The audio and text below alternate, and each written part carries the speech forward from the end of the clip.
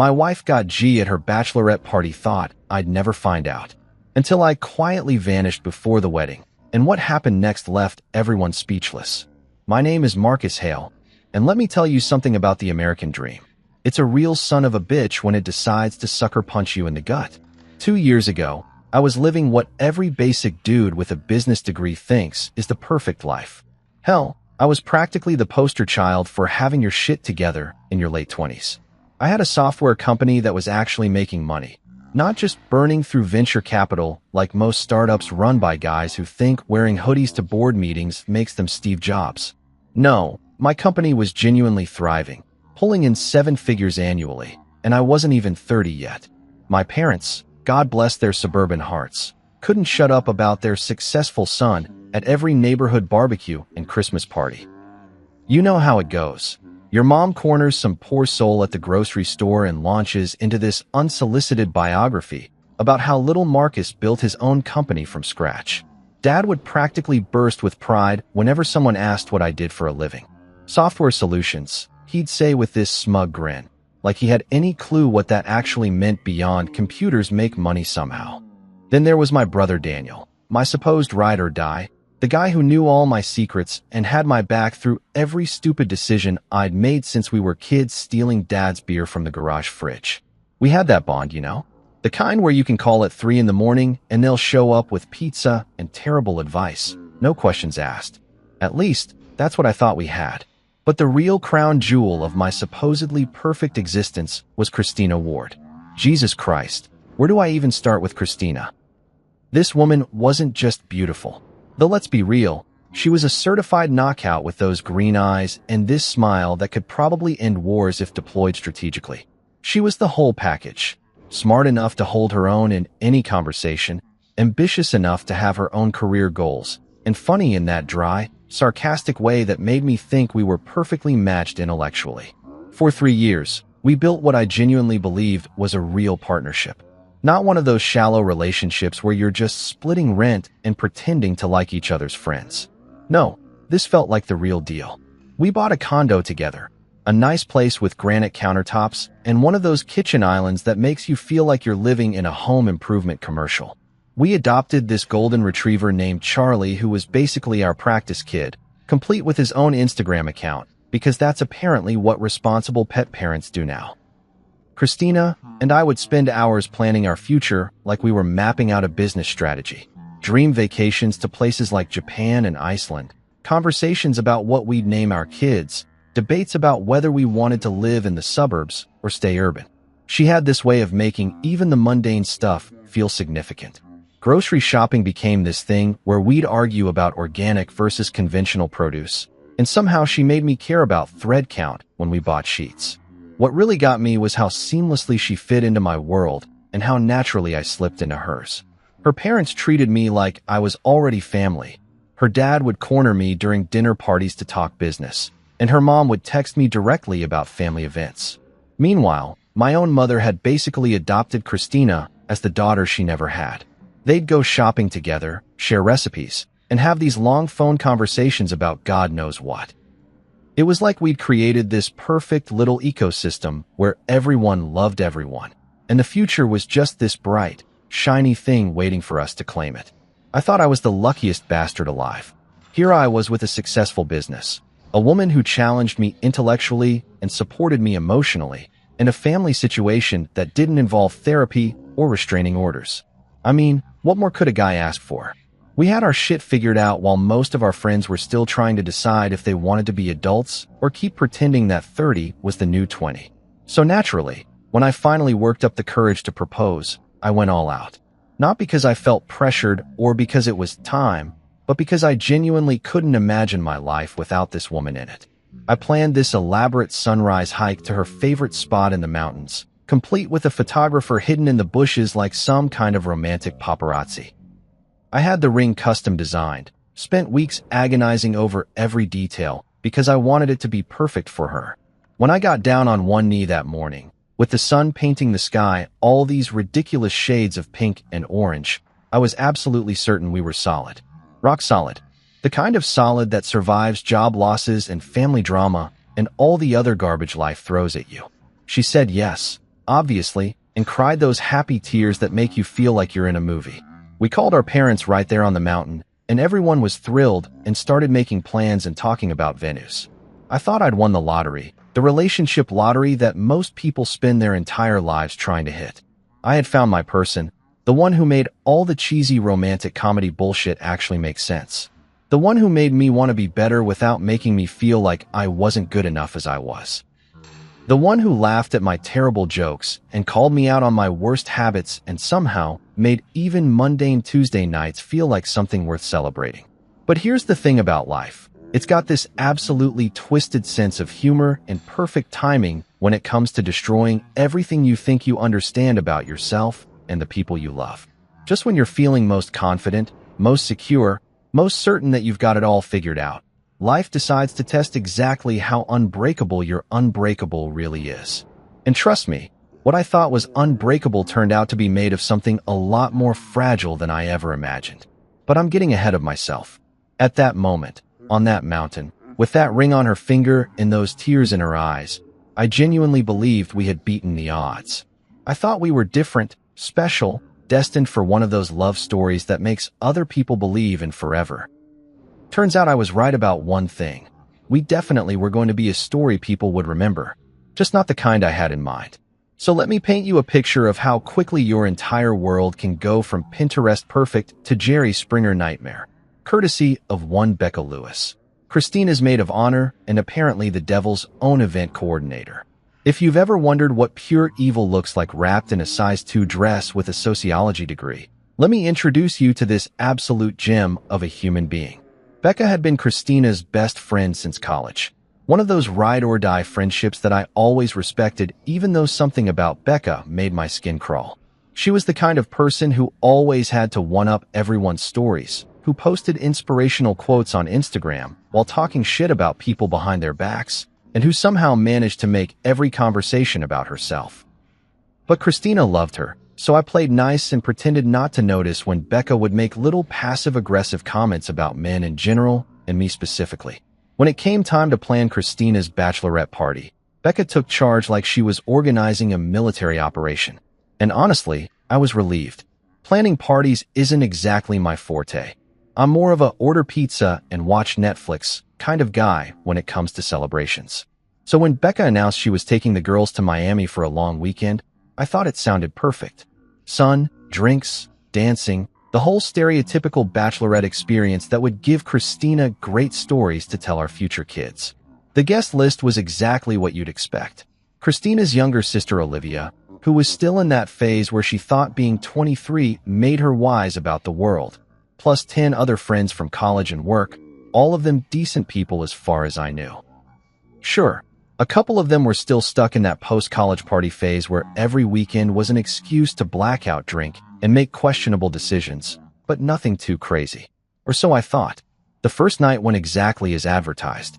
I got the obligatory group photos via text. You know the ones, where everyone's holding colorful drinks and making those exaggerated, we're having so much fun faces for social media. Christina looked gorgeous, obviously, wearing this little black dress that made me simultaneously proud she was mine and slightly jealous of every guy who got to look at her. They hit up some trendy rooftop bar, took a million selfies, and probably spent more on bottle service than I spend on groceries in a month. Classic Miami bachelorette bullshit, exactly what I expected. But then came night 2, and this is where Becca's true genius for destruction really shined. See, while the first night was all about public consumption, the Instagram stories, the Facebook check-ins, the carefully curated photos designed to make everyone back home jealous, night 2 was supposed to be private. Very private. The kind of private that requires signing NDAs and turning off location services. Becca had arranged for the party to move from the clubs to this rental house in South Beach. Nothing too suspicious about that. Girls' trips often end up in some ridiculous Airbnb where everyone can spread out and continue the party without worrying about hotel noise complaints or judgmental tourists. What she didn't advertise in the group chat was that she'd also arranged for some entertainment. For male dancers, to be exact. But let's call them what they actually were. Male strippers who specialized in private parties for groups of wealthy women looking to live out their 50 Shades fantasies. These weren't your typical Magic Mike wannabes doing cheesy routines at some dive bar. No, these were full-service performers who came with their own music, their own props, and absolutely zero boundaries when it came to audience participation. Now, here's where the story gets really interesting. While I was back home, probably watching some mindless action movie and missing Christina like the devoted fiancé I was, she was discovering exactly what kind of woman she became when nobody was watching. Or at least, when she thought nobody was watching. The drinks were flowing, top shelf everything, because Becca never did anything halfway. Someone had brought party favors of the pharmaceutical variety, because apparently mimosas and champagne weren't enough to lower inhibitions for what Becca had planned. And slowly but surely, my sweet, conservative, let's wait until marriage for the really kinky stuff, fiancé started transforming into someone I wouldn't have recognized if I'd been standing right there. The cheering started innocently enough. A little whooping and hollering as the guys did their choreographed routines, the kind of noise you'd expect from any group of drunk women watching attractive men take their clothes off. But as the night progressed and the alcohol kicked in and whatever else they were taking started working its magic, things escalated quickly. What began as innocent fun, the kind of thing that happens at bachelor and bachelorette parties across America every weekend, turned into something that would make a porn director blush. The dancing became touching. The touching became participating. And my precious Christina, the woman who blushed when we talked about trying new positions, became the star of her own private show while her friends cheered her on like she was competing for Olympic gold in infidelity. The worst part? They filmed everything. Every single degrading moment. Every cheer, every laugh, every second of my fiancé doing things with strangers that she'd never even suggested we try together. Becca, ever the documentarian, made sure to capture it all from multiple angles. For posterity, she probably told herself. For blackmail material, more likely. But here's the real kicker, it wasn't just Christina. This became a group activity, a sisterhood bonding experience where inhibitions were checked at the door and marriage vows were apparently just suggestions. Olivia, sweet little Olivia who still called me future brother-in-law and asked my advice about boys, turned out to be just as enthusiastic as her older sister. Half the bridesmaids joined in like it was some kind of twisted team-building exercise. And through it all, there was Becca, orchestrating the whole thing like a conductor leading a symphony of betrayal. She was the one encouraging, the one filming, the one making sure everyone got their turn in the spotlight. She turned my fiancé's bachelorette party into something that would have made Hugh Hefner proud. The truly beautiful irony? While they were all getting their kicks in Miami, thinking their secrets were safe in that rented house, technology had other plans. Those videos, those precious memories of their girls' weekend, were automatically backing up to the cloud. Our shared cloud storage account, specifically, the same one we used for wedding planning and vacation photos and all those sweet, innocent moments from our 3 years together. So while Christina was living it up in South Beach, discovering her inner porn star with 4 random dudes and her giggling friends, every single second was being preserved for posterity in high definition, just waiting for me to discover it. And discover it I did. You know that moment in horror movies when the protagonist realizes the monster has been living in their house the whole time? That split second when everything they thought they knew about their safe little world gets turned upside down and they're standing there like an idiot wondering how they missed all the obvious signs? Yeah, well, that was me at 11:47 p.m. on a Tuesday night, sitting in my home office in my boxers, staring at my laptop screen like it had just grown fangs and started speaking Latin. Christina had gotten back from Miami 3 days earlier, all sun-kissed and glowing, full of stories about overpriced drinks and how Olivia had gotten so drunk she tried to order room service from a lamp. Cute stories. Innocent stories. The kind of harmless bachelorette party tales that make for good dinner conversation with the in-laws. She'd show me photos on her phone, the usual suspects posing at various Miami hotspots, everyone looking appropriately wild but not too wild, like they were auditioning for a reality show about responsible adult women having clean fun. What she didn't tell me about were the other photos. The ones that were quietly uploading themselves to our shared cloud storage while she regaled me with edited highlights of her weekend. See, here's the thing about modern technology. It's designed to make our lives easier by automatically backing up every precious memory. Family vacations, birthday parties, random Tuesday afternoon selfies, and apparently, your fiancé's weekend-long descent into behavior that would make a porn star proud.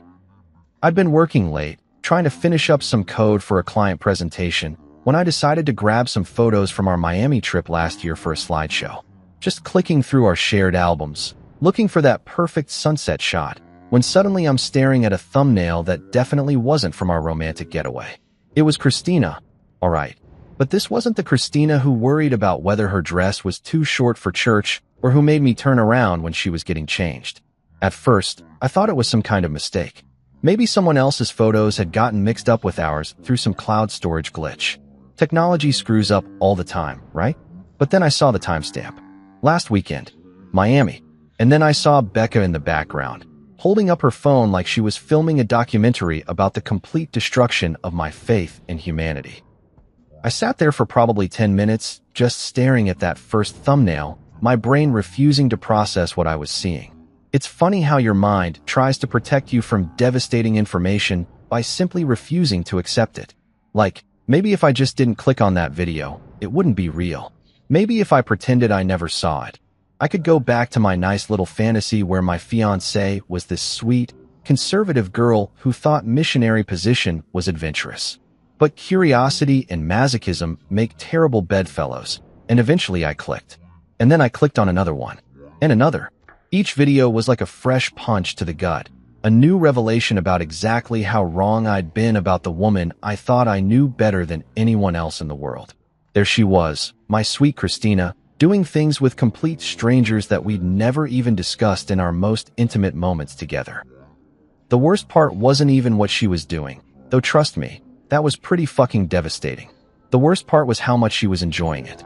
The laughter, the enthusiasm, the complete abandonment of every boundary we'd ever established in our relationship. She wasn't drunk and making a mistake. She wasn't being pressured or coerced. She was having the time of her life, living out some fantasy I apparently never even knew existed. And there were her friends, cheering her on like she was winning Olympic gold in betrayal. Becca, naturally, was the ringleader, encouraging every degrading moment while making sure to capture it all from the best angles. Even sweet little Olivia was there, laughing and participating like this was just another Tuesday night for the Ward family women. I must have watched those videos for 3 hours, my brain cycling through every emotion a human being can experience in rapid succession. Anger, heartbreak, disbelief, rage, disgust, and finally, this weird, cold calculation that I didn't even recognize as coming from me. It was like watching my personality split in real time, the emotional Marcus getting shoved into a closet while this new, analytical version took control. The next few days were absolutely surreal. Christina went about her normal routine like nothing had happened, chatting about wedding details and asking my opinion on centerpieces while I sat there knowing exactly what those perfectly manicured hands had been doing just days before. She'd curl up next to me on the couch to watch TV, and I'd have to fight the urge to ask her if the guys in Miami had been better than me. She'd kiss me good morning, and I'd wonder if she was thinking about kissing them. But here's the thing that surprised me most about myself. I didn't explode. I didn't scream or throw things or demand explanations. Instead, I became this master actor, playing the role of devoted fiancé while my brain worked overtime planning my exit strategy. We went to dinner with her parents, and I smiled and nodded while her mother talked about how excited she was for the wedding. We met with the caterer, and I pretended to care about the difference between salmon and chicken while mentally calculating how much money I was about to lose on deposits. The performance of my life culminated in what should have been a romantic evening at home. We'd ordered Thai food and opened a bottle of wine, sitting at our kitchen island discussing final wedding details like we were planning a military operation instead of what was supposed to be the happiest day of our lives. Christina was animated, excited, talking about how perfect everything was going to be while I sat there thinking about how perfect her performance had been in Miami. That's when I decided to have a little fun with the situation. I raised my wine glass and looked directly into her eyes, those beautiful green eyes that I'd thought held nothing but love and honesty, and proposed a toast. To the truth, I said, watching her face carefully, and how it always finds its way to the surface, no matter how deep people try to bury it. She laughed, but it was nervous, uncertain. She clinked her glass against mine and took a sip, but I could see the wheels turning behind those eyes. Something in my tone, maybe, or the way I was looking at her. For just a second, I saw a flicker of fear cross her face, like she was wondering if I might know something I wasn't supposed to know. But then the moment passed, and she was back to chattering about flowers and seating arrangements, and I was back to playing my part. The perfect fiancé, blissfully unaware that his entire life was built on a foundation of lies and shared cloud storage. Little did she know, the truth had already found its way to the surface, and I was about to make sure everyone else could see it too. There's something absolutely liberating about burning your entire life to the ground when you know you're doing it for all the right reasons.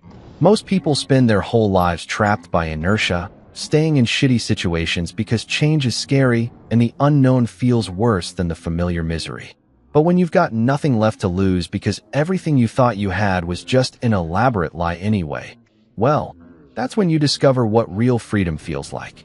I woke up that Thursday morning at 5:30 a.m., like I had every day for the past 3 years. Christina was still dead asleep next to me, sprawled across her side of the bed in that oversized NYU t-shirt she'd been wearing since college, her hair fanned out across the pillow like some kind of Renaissance painting. For a split second, looking at her peaceful face in the early morning light, I almost forgot what I knew. Almost let myself slip back into the fantasy that this was still my life, that she was still my person, that we were still building something real together. But then I remembered those videos, and that momentary weakness passed like a bad hangover. I slipped out of bed without making a sound, a skill I'd perfected over 3 years of early morning conference calls with clients on the West Coast, and headed to the shower. As the hot water hit my face, I ran through my mental checklist one more time. Today was the day I became a ghost. I'd spent the last week planning this exit like it was the most important business deal of my life, which in a way, it was. The business deal where I traded my old, pathetic, deceived life for something clean and new. I'd already transferred the important files from my office to a secure server, quietly closed out projects with existing clients, and set up automatic payments for all the bills that would need handling in the coming weeks. I wasn't just disappearing. I was evaporating without leaving a trace of financial chaos behind me. By 6:15, I was dressed and moving through our condo like a man on a mission. I grabbed my go bag from the back of our closet, a simple duffel with enough clothes and essentials to last me a few weeks while I figured out my next move. Everything else, all the accumulated stuff of our shared life, could stay right where it was. I didn't want any of it anymore. Every piece of furniture, every photo, every little decorative item we'd picked out together had been contaminated by the truth of who she really was. Christina never stirred as I wrote out the checks for the wedding vendors. Every single one, paid in full with little notes explaining that the wedding was canceled and they should keep their deposits as compensation for the late notice. The florist, the caterer, the band, the photographer, all of them got their money and their freedom. I wasn't going to let innocent small business owners suffer because my fiancé turned out to be a fraud. The note I left on the kitchen counter was a masterpiece of brevity. The wedding is off. Take care of yourself. 22 words to end a 3-year relationship and a lifetime of shared plans. I probably spent more words ordering coffee at Starbucks, but sometimes the most devastating messages are the shortest ones. No explanation, no accusations, no dramatic flourishes. Just facts, delivered with the emotional warmth of a parking ticket. I locked the door behind me at 7:45 a.m. and dropped my keys in the mailbox. By 8:30, I was at my office, boxing up the last of my personal items while my assistant Rebecca, yes, another Rebecca, because apparently that name was cursed in my life, watched me with growing concern. She kept asking if everything was okay, if there was anything she could do to help, if I was taking a vacation. Sweet kid, probably about Christina's age, still young enough to believe that successful people don't just implode their entire lives on a random Thursday morning. I'm taking an extended break, I told her, which was technically true. An extended break from trusting people, from believing in fairy tale relationships, from being the kind of naive idiot who thinks shared cloud storage is just for vacation photos. Forward any urgent calls to my cell, but otherwise, consider this place closed indefinitely. The moving company arrived at our condo at exactly 10 a.m., just like I'd scheduled. professional, efficient, and completely indifferent to the emotional weight of what they were packing. My clothes, my books, my computer equipment, my coffee maker. Everything that was purely mine got loaded into a truck and hauled away to a storage unit across town. I watched 3 years of domestic bliss get reduced to boxes and labels, and felt absolutely nothing. By noon, I was standing in the Verizon store, canceling my phone service and tossing my iPhone into the trash like it was contaminated with the plague. The teenage employee looked at me like I'd lost my mind, but he processed the cancellation anyway. Facebook, Instagram, Twitter, LinkedIn, every digital footprint of Marcus Hale, successful entrepreneur and devoted fiancé, got deleted with the same clinical efficiency I used to debug code. The bank was my next stop, where I closed our joint checking account and moved everything into a new account at a different institution. Clean break. No shared financial entanglements. No way for her to track my movements through credit card statements or online banking. I even changed my direct deposit information for the business accounts, routing everything through a completely separate financial ecosystem. Daniel was the only person who got a heads up, and even that was minimal. A single text from a burner phone, wedding's off. Christina knows why. I'm fine. Don't contact me for a while. My brother, bless his heart, immediately started calling the burner number, but I turned the phone off and threw it in a different trash can. Even Daniel, my supposed ally, was going to have to wait for explanations. The hotel I checked into was deliberately generic. One of those extended stay places that cater to business travelers and people in the middle of life transitions. Clean, anonymous, and staffed by people who were paid to mind their own business. I registered under a false name, paid cash for a week, and settled into my temporary exile like a man entering witness protection. Christina would wake up tomorrow morning to discover that her fiancé had vanished into thin air. No note explaining why, no angry confrontation, no chance to offer explanations or apologies or promises to change. Just absence, sudden and complete, like I'd been raptured while she slept. Her phone calls would go straight to a disconnected number. Her texts would disappear into the digital void. Her emails would bounce back like I'd never existed. For the first time in 3 years, Christina Ward would have to face the consequences of her actions without me there to cushion the blow or make excuses for her behavior. And somewhere in that anonymous hotel room, I smiled for the first time in a week. Saturday morning, June 15th.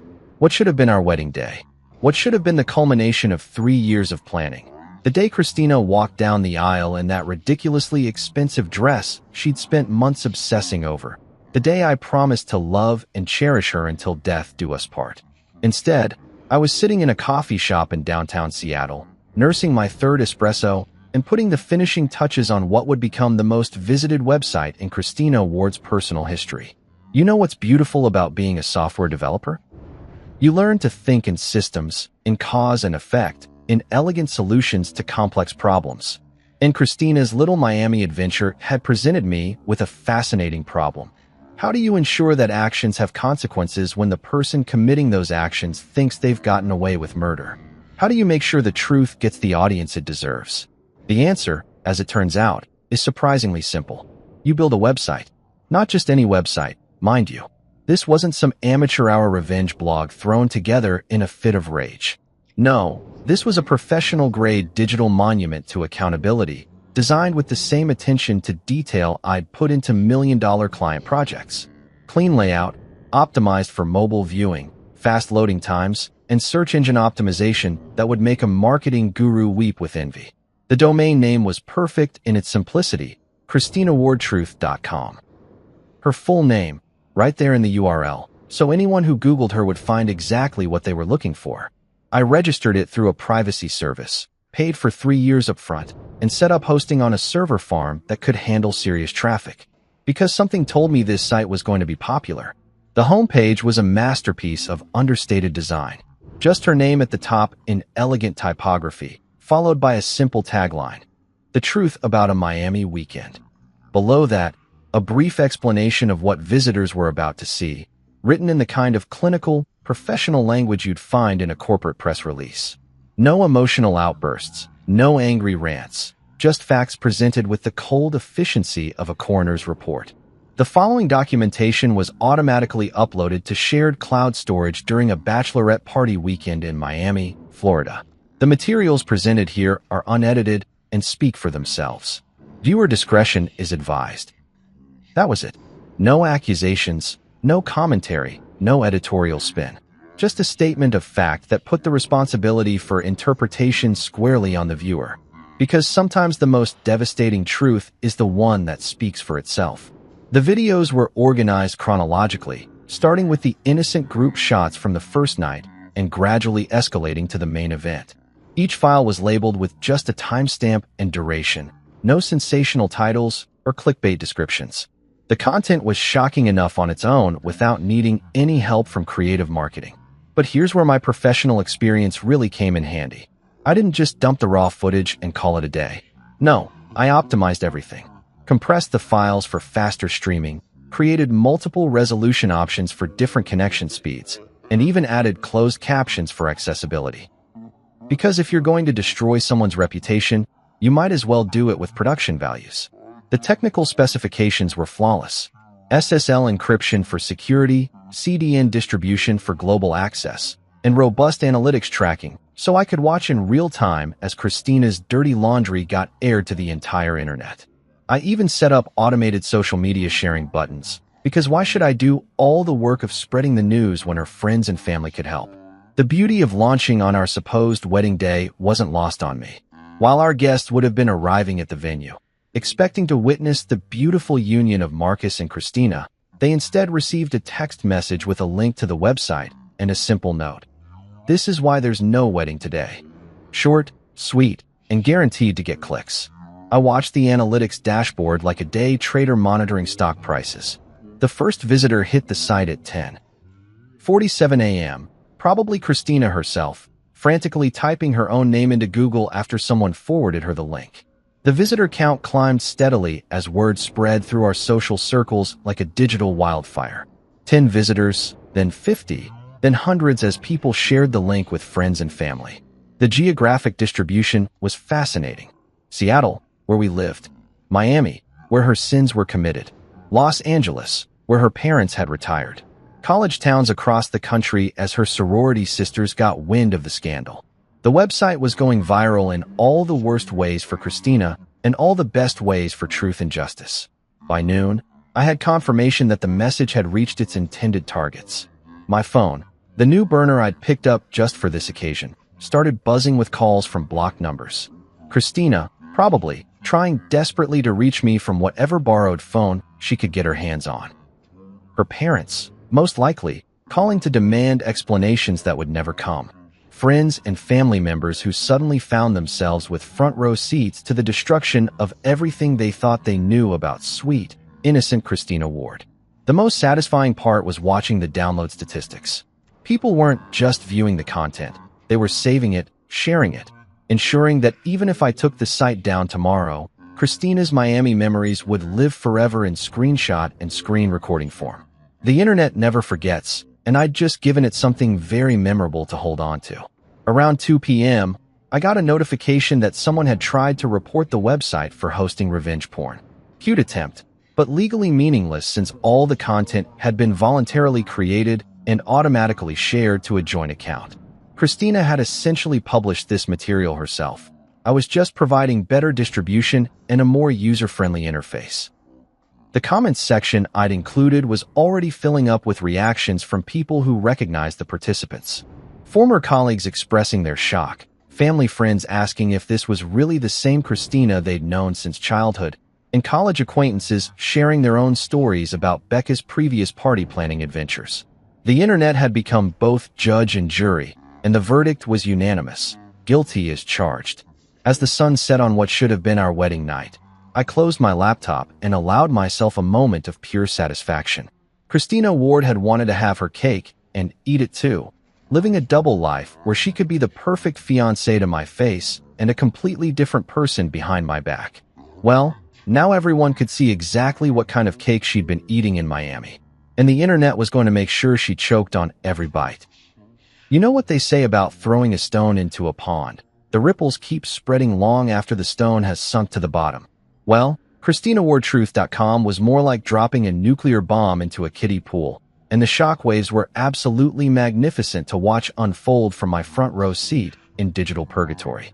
The first domino fell on Monday morning, exactly 72 hours after I hit publish. Christina's boss at Morrison Marketing called her into his office for what I can only imagine was the most uncomfortable conversation of her professional life.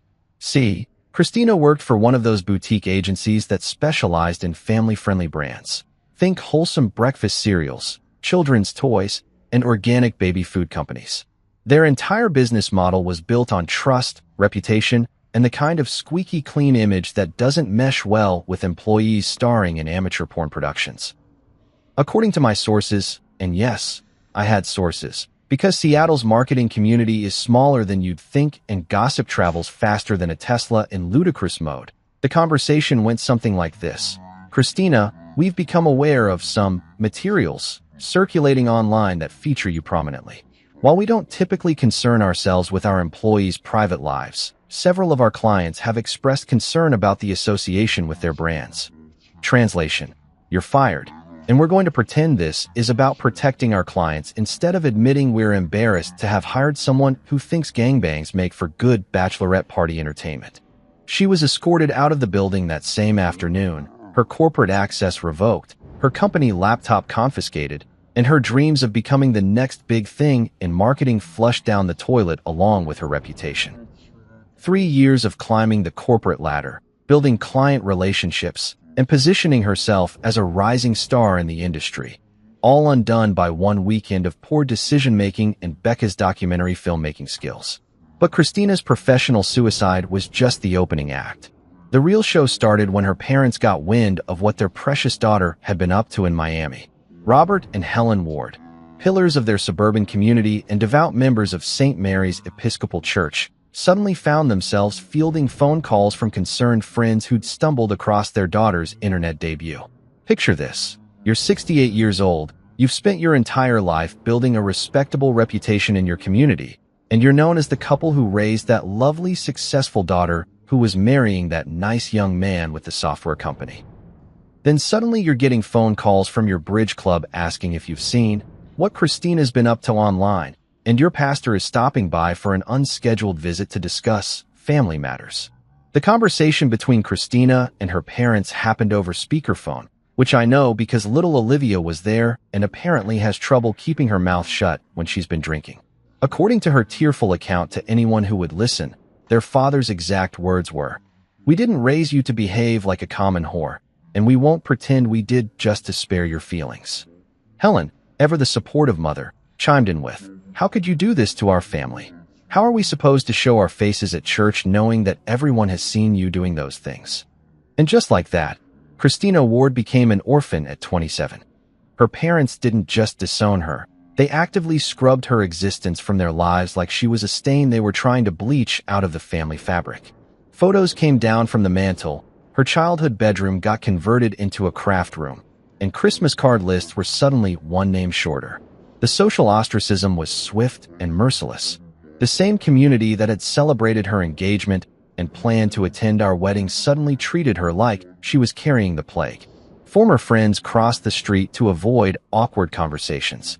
Neighbors who used to chat over the fence suddenly found pressing reasons to go inside whenever she appeared. The local coffee shop where she'd been a regular for years started serving her with the kind of cold efficiency usually reserved for difficult customers who never tip. But the real entertainment value came from watching the domino effect spread to her co-conspirators. Becca Lewis, the mastermind behind the whole operation, found herself dealing with some serious relationship turbulence when her fiancé Michael discovered exactly what kind of maid of honor duties she'd been performing in Miami. Turns out Michael was one of those old-fashioned guys who thought fidelity mattered in a relationship. Imagine that. Their breakup was spectacular enough to warrant its own social media subplot. Michael didn't just dump Becca. He did it publicly, posting a lengthy Facebook status that began with, "When someone shows you who they really are, believe them," and ended with, "Some mistakes can't be forgiven, and some trust can't be rebuilt." He even tagged her in it, just to make sure everyone knew exactly who he was talking about. Two of the other bridesmaids, Sarah and Jennifer, both married with children, suddenly found themselves explaining to their husbands why they'd thought participating in a group sex situation was appropriate entertainment for a girls' weekend. Sarah's marriage imploded within a week, her husband filing for divorce and demanding full custody of their twins. Jennifer managed to convince her husband that she'd been too drunk to know what she was doing, but their relationship never recovered from the trust issues that followed. The most satisfying casualty was probably Amanda, the elementary school teacher who'd been so enthusiastic about the evening's activities. Turns out school districts take a dim view of educators who star in pornographic materials, even if it's technically their personal time. Parents complained, the school board got involved, and Amanda's teaching license got revoked faster than you can say moral turpitude clause. Even Olivia, sweet little Olivia who was supposed to be the innocent baby sister, found herself dealing with consequences. Her job at the nonprofit was technically safe. They couldn't fire her for legal activities conducted on her own time, but the whispers and awkward interactions made her work environment so toxic that she ended up quitting and moving across the country to start over somewhere her last name didn't come with a built-in Google search nightmare. The beautiful irony of the whole situation was that they'd all thought their Miami weekend was consequence-free fun. Just girls being girls, letting loose before Christina settled down into married life. They'd convinced themselves that what happened in Miami would stay in Miami, like some twisted variation of the Vegas rule. Instead, their private party became a very public lesson in the fact that actions have consequences, and sometimes those consequences come with analytics dashboards and global distribution networks. They'd wanted to have their fun and forget about it. I made sure the internet would never let them forget about anything ever again. And through it all, I remained perfectly, beautifully silent. My brother Daniel has always been the emotional one in the family. You know the type, wears his heart on his sleeve, cries at Pixar movies, and thinks every problem can be solved with a heartfelt conversation and maybe some group therapy. So when he finally tracked me down at my temporary hideout 3 weeks after the website launch, he was expecting to find his big brother curled up in a corner somewhere, drowning his sorrows in whiskey and tissues like some kind of country music cliche. Instead, he found me in my hotel room, sitting at a makeshift desk made from the room's tiny table, surrounded by printed documents, legal pads covered in handwriting, and 3 separate laptops running different monitoring programs. I looked up when he knocked, buzzed him in, and went right back to work like he was just another interruption in my busy schedule of orchestrating Christina's complete social annihilation. "Jesus Christ, Marcus," he said, staring at my setup like he'd walked into some kind of FBI operation. "What the hell is all this?" "Research," I replied, not bothering to look up from the spreadsheet I was updating with the latest casualty reports from Christina's rapidly shrinking social circle. "Due diligence. Quality control. Pick your favorite business buzzword. They all apply." Daniel sat down on the bed and watched me work for a few minutes, probably trying to process the fact that his emotionally devastated brother had apparently transformed into some kind of revenge-plotting automaton. He kept waiting for me to break down, to show some sign that I was processing this like a normal human being who'd just had his entire life imploded by the woman he loved. "Dude," he finally said, "I expected you to be a mess. I thought I'd find you drunk and crying and listening to sad music. This is fucking terrifying." I looked up from my laptop and smiled at him. Not a bitter smile or a sarcastic one, but the kind of genuine, relaxed smile I used to give clients when I was about to deliver exactly what they'd asked for, on time and under budget. Why would I be a mess? I'm handling this exactly like any other business problem. Identify the issue, research the variables, develop a comprehensive solution, and execute with precision. That's when I showed him the files. 3 accordion folders, each one meticulously organized and labeled, containing everything I'd compiled about Christina's Miami adventure and its aftermath. The first folder was labeled Documentation. Every video, every photo, every text message from that weekend, all printed out and organized chronologically with timestamps and participant identification. The second folder was Background Research, and this is where Daniel's eyes really started to widen. See, while everyone assumed I was off somewhere licking my wounds, I'd actually been quite busy. I'd hired a private investigator, a real one, not some sketchy guy from a strip mall, but a former FBI agent who specialized in corporate fraud cases. Professional, thorough, and completely discreet. Within 2 weeks, I had complete background checks on all 4 of the male performers from that night. Names, addresses, employment history, criminal records, and most importantly, medical records. Turns out one of them, a charming gentleman who went by the stage name Thunder, had been carrying a particularly nasty strain of chlamydia that he'd apparently been sharing with clients for the better part of 6 months. "You had her tested?" Daniel asked, flipping through the medical reports. "I had all of them tested," I corrected. Anonymous tip to the health department about potential STD exposure at a private party. They were required to contact everyone who might have been at risk and recommend testing. Very responsible public health policy, don't you think? The third folder was labeled Financial Impact Assessment, because when you're dealing with a business problem, you need to understand the full cost structure. I'd calculated exactly how much money I'd save by canceling the wedding. Venue deposits, catering costs, honeymoon reservations, and about $40,000 worth of other expenses that would have gone towards celebrating a marriage that was already dead before it started. But more interesting was the analysis I'd done of Christina's financial situation post-revelation. Lost income from her terminated employment, legal fees from her attempts to get the website taken down, therapy costs that her insurance didn't cover, and the security deposit she'd lost when she had to break her lease and move back in with friends because her parents had disowned her. "You've been tracking her expenses?" Daniel was looking at me like I'd grown a second head. "Market research," I explained.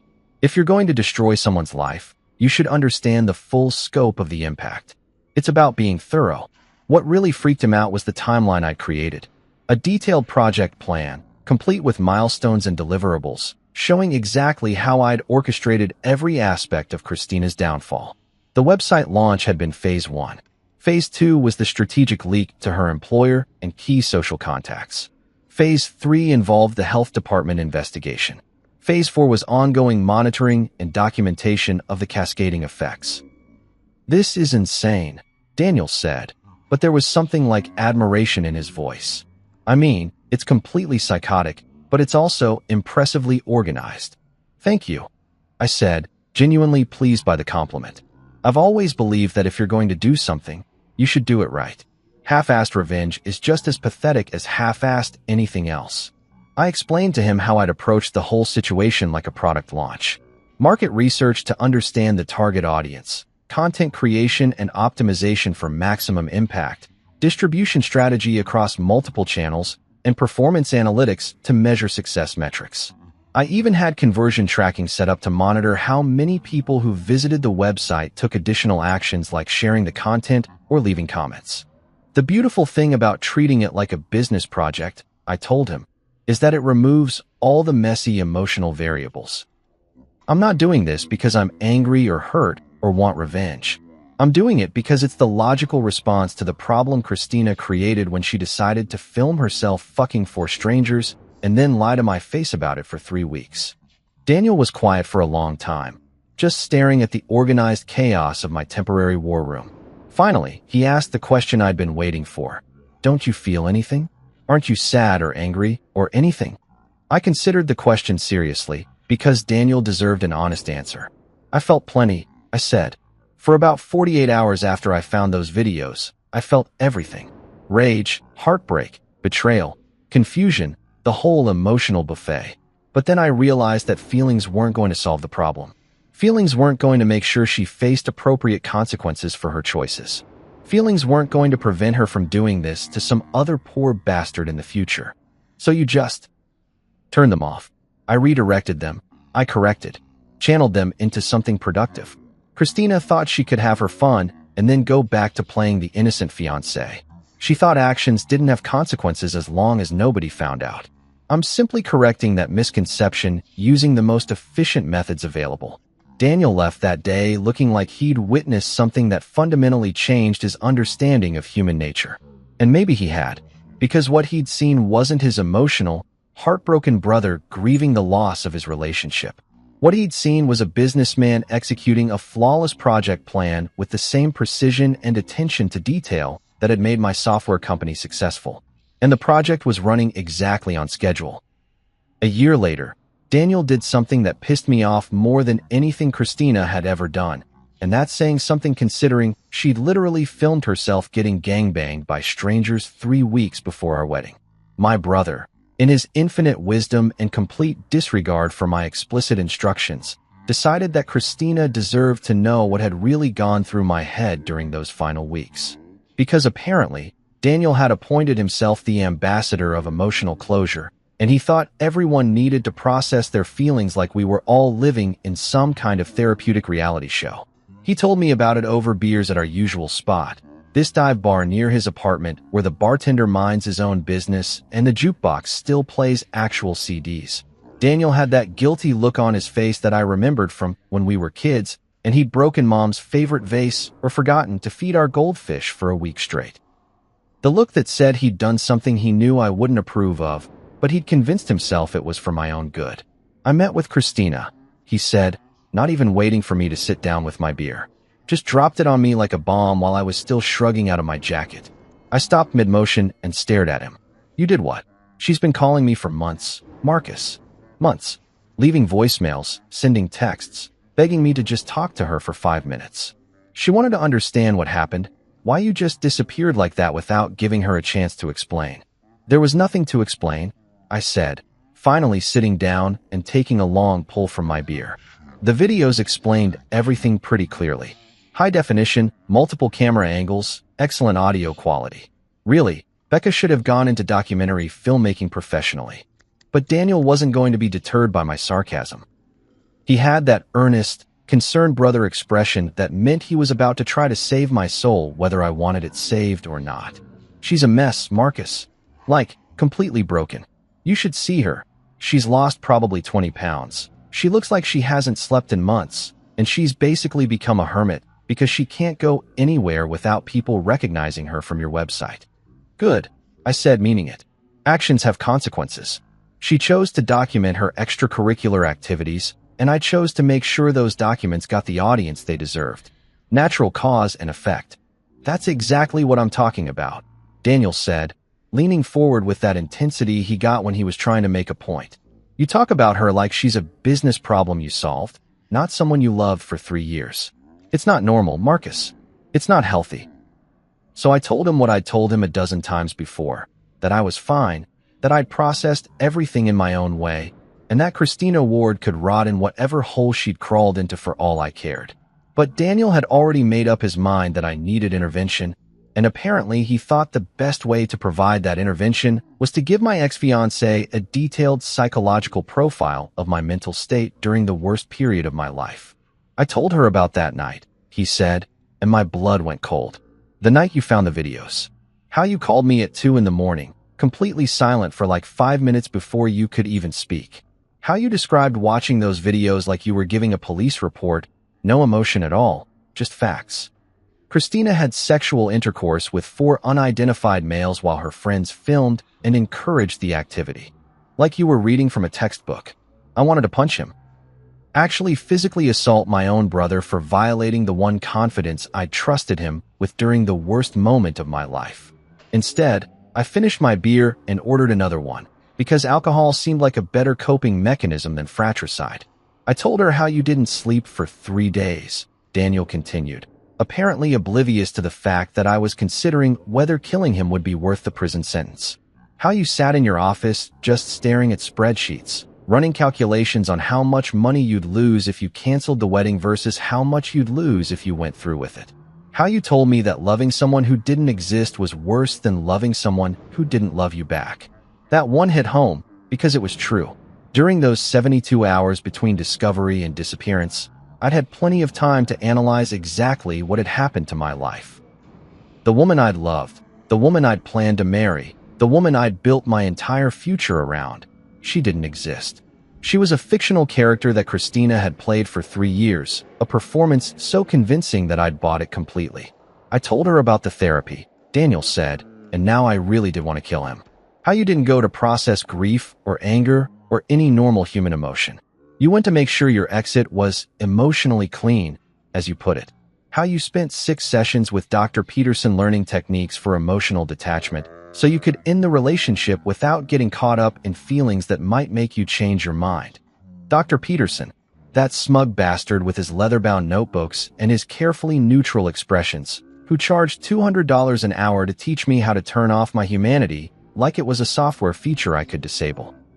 He'd been fascinated by my approach, treating our sessions like a case study in applied psychology rather than actual therapy.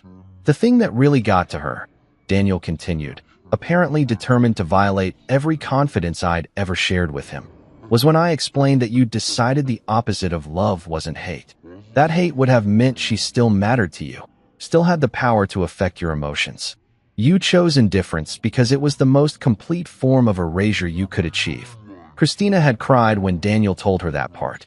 Sobbed, actually, according to his detailed account of their meeting, because she'd finally understood that I hadn't given her the dignity of anger or the respect of a confrontation or even the basic human courtesy of an explanation.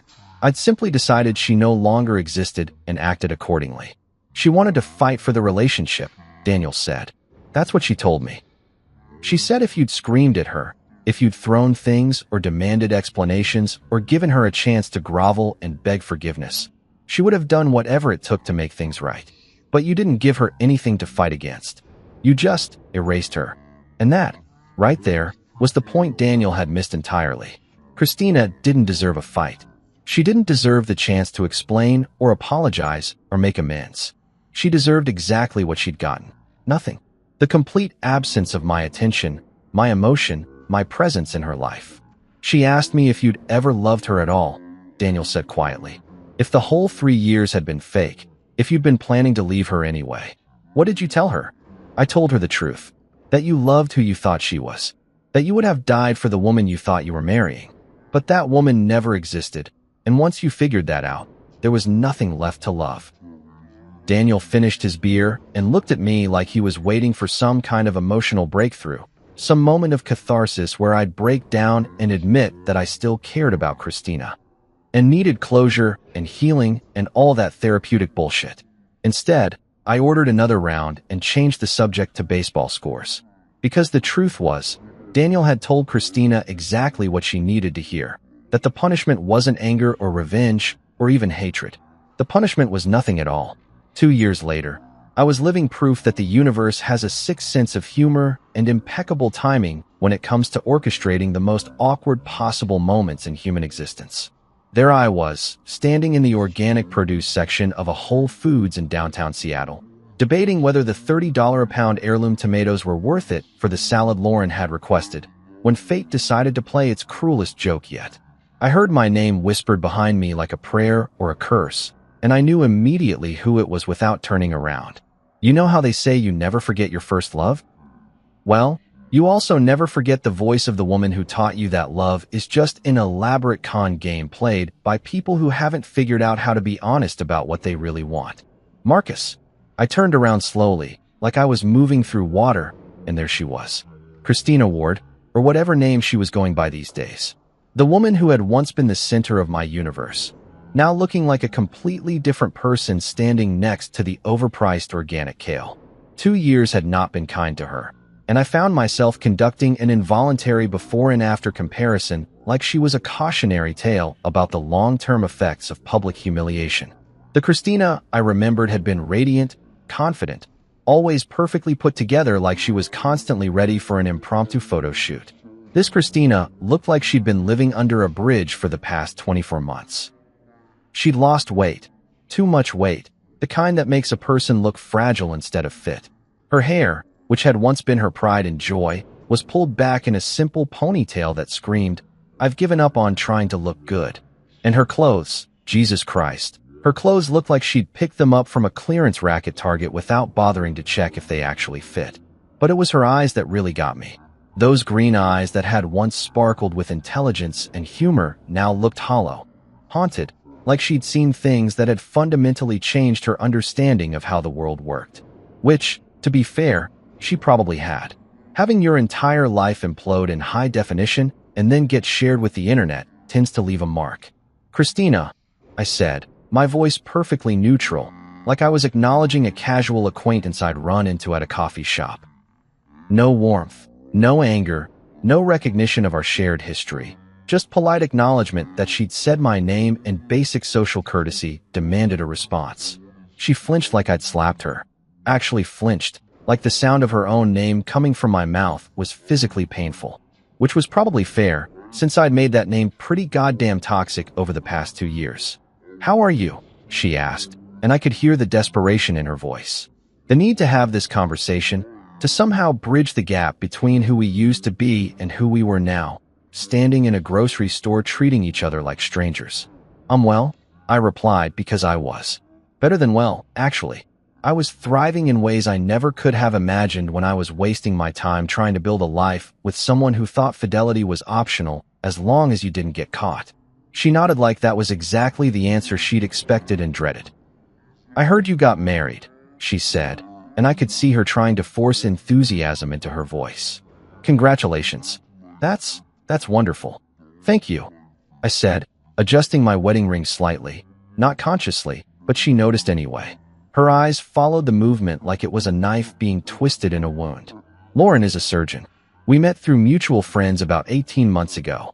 The timeline wasn't lost on her. 18 months ago meant I'd found someone new, fallen in love, gotten engaged, and married, all while she was still dealing with the fallout from her Miami adventure. While she was probably still trying to figure out how to rebuild her life from the smoking crater I'd left behind. I'd moved on completely and built something better with someone who understood basic concepts like honesty and commitment. "That's great," she said, and I give her credit for trying to sound like she meant it. "Really great. I'm happy for you." "We're expecting our first child in the spring," I added, because sometimes truth is the most effective weapon available. "Lauren's about 5 months along. We're very excited." That one hit like a physical blow. I watched her face crumble for just a second before she managed to pull herself together and force another smile. Because we'd talked about kids back when we were playing house and pretending to plan a future together.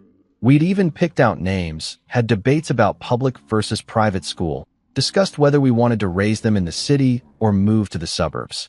Now I was having that future with someone else, someone who deserved it, while Christina got to stand in a grocery store and pretend she was happy about it. "I'm glad you found someone," she said, and her voice cracked just slightly on the word someone. "You deserve to be happy." "I am," I said simply, because it was true. I was happy in ways I'd never been with her, even during what I'd thought were our best moments. Lauren and I had built something real, something honest, something that didn't require me to constantly worry about what she was doing when I wasn't around. Christina took a deep breath, like she was preparing for something difficult. "Marcus, I know this probably isn't the time or place, but I need to say something. I need you to know how sorry I am. About everything. About what I did. About how I hurt you about." "Christina," I interrupted, my voice still perfectly calm and neutral. "It's been 2 years. Apologies are for the moment they matter. Right now, they're just words that make you feel better about yourself." She stared at me like I'd spoken in a foreign language. "But don't you want to know why? Don't you want me to explain what happened that weekend? What I was thinking? Why I made those choices?"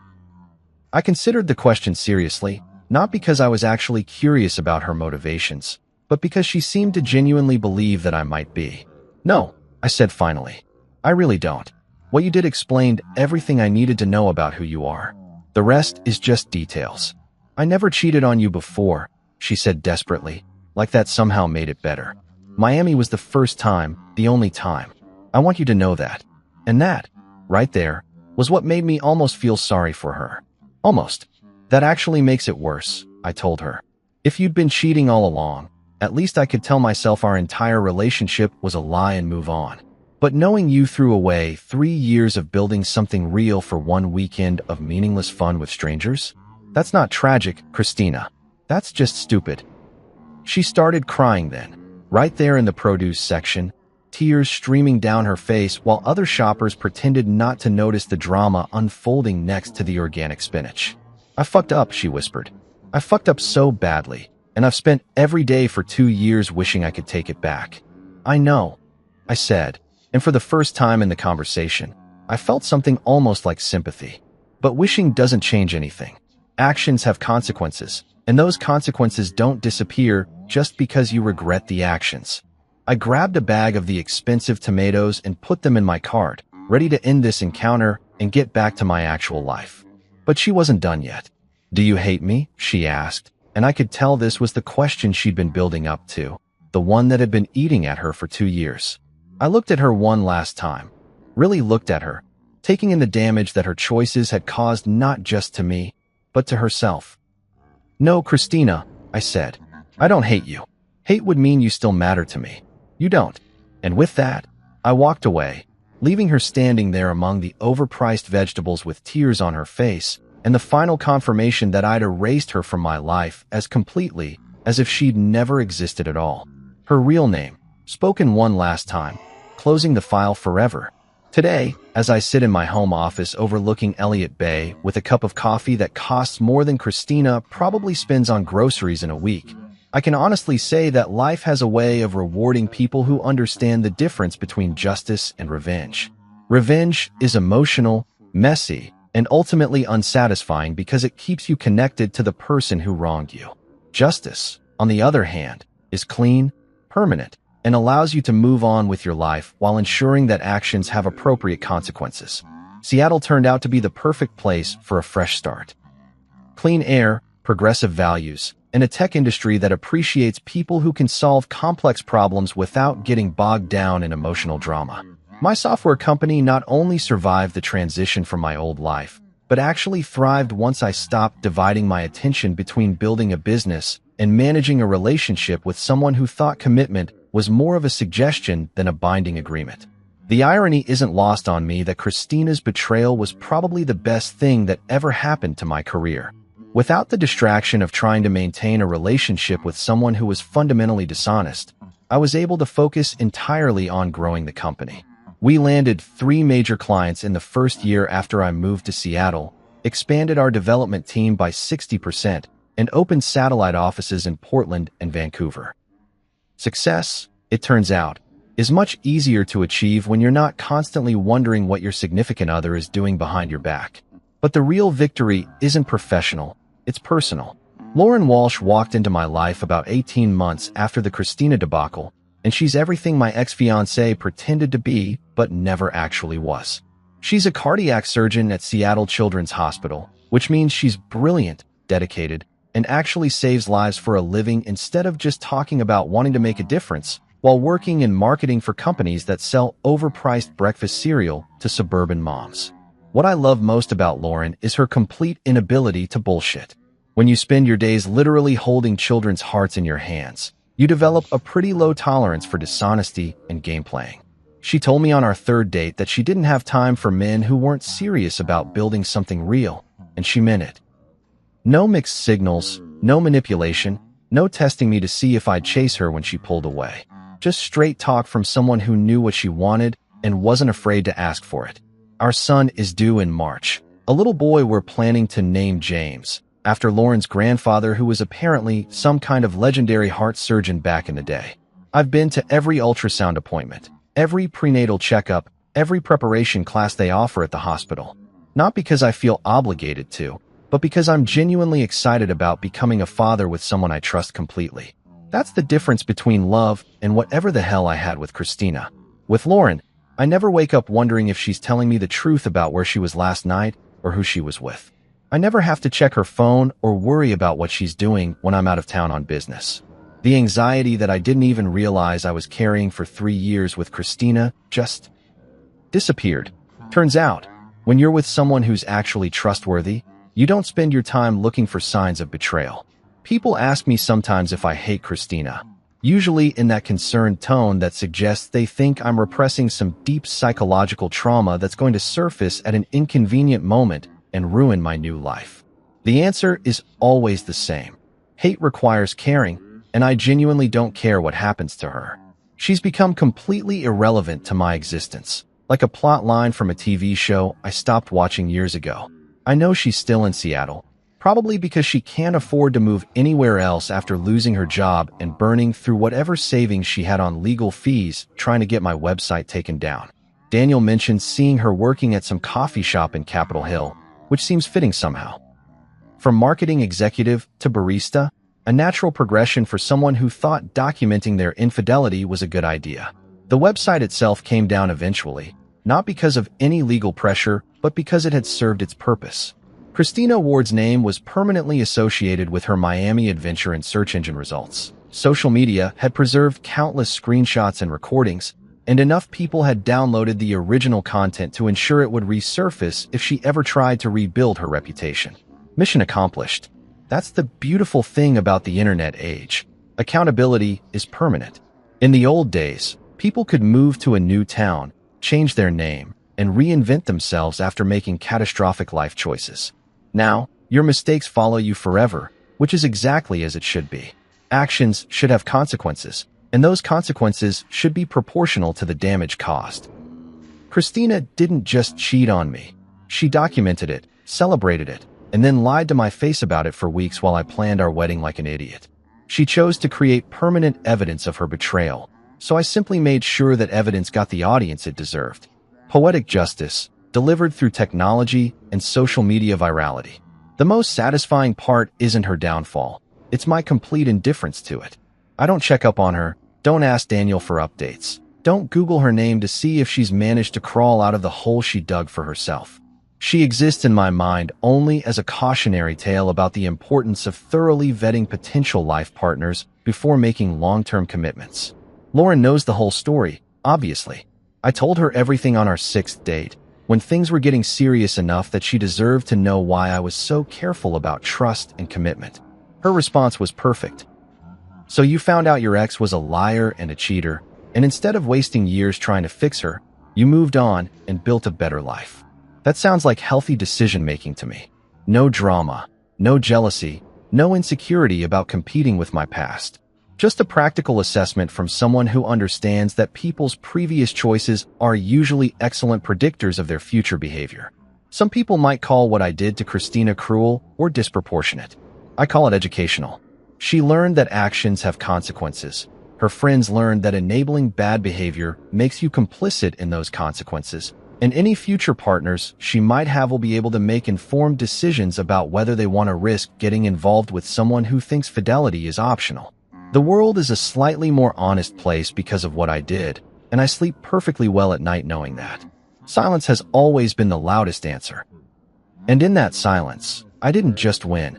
I built something infinitely better than what I lost. 15 years. 15 years of my life dedicated to Stratos Tech, where I had poured my blood, sweat, and sleepless nights into building something meaningful. I had started as an eager young analyst, working my way up the corporate ladder, sacrificing weekends, birthdays, and even anniversaries to ensure the company's success.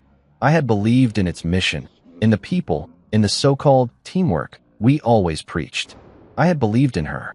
And yet, here I was, seated in a cold, impersonal conference room, the sterile fluorescent lighting above casting an eerie glow on the polished mahogany table. The walls, adorned with corporate jargon posters, seemed to mock me. Across from me sat my wife, Isla, her posture stiff yet exuding a confidence that made my stomach churn. Beside her was Derek, the man I had once mentored when he was nothing more than a junior analyst fumbling his way through spreadsheets. He was grinning, smug, triumphant. I should have seen this coming. Isla folded her arms, her perfectly manicured fingers tapping lightly against her forearm as she spoke. Liam, after 15 years, we're restructuring your position. My boyfriend will take over from here. My wife, calling this man, the man I had trained, her boyfriend. Announcing my removal from the company I had helped build. I stared at her for a long moment, letting her words settle in. She wanted a reaction. She wanted me to be angry, to demand an explanation, to plead for my position, maybe even for our marriage. Instead, I leaned back in my chair, folded my hands on the table, and let a slow, deliberate smile spread across my face. I completely understood. Derek slid a manila folder across the table. I didn't need to open it to know what was inside.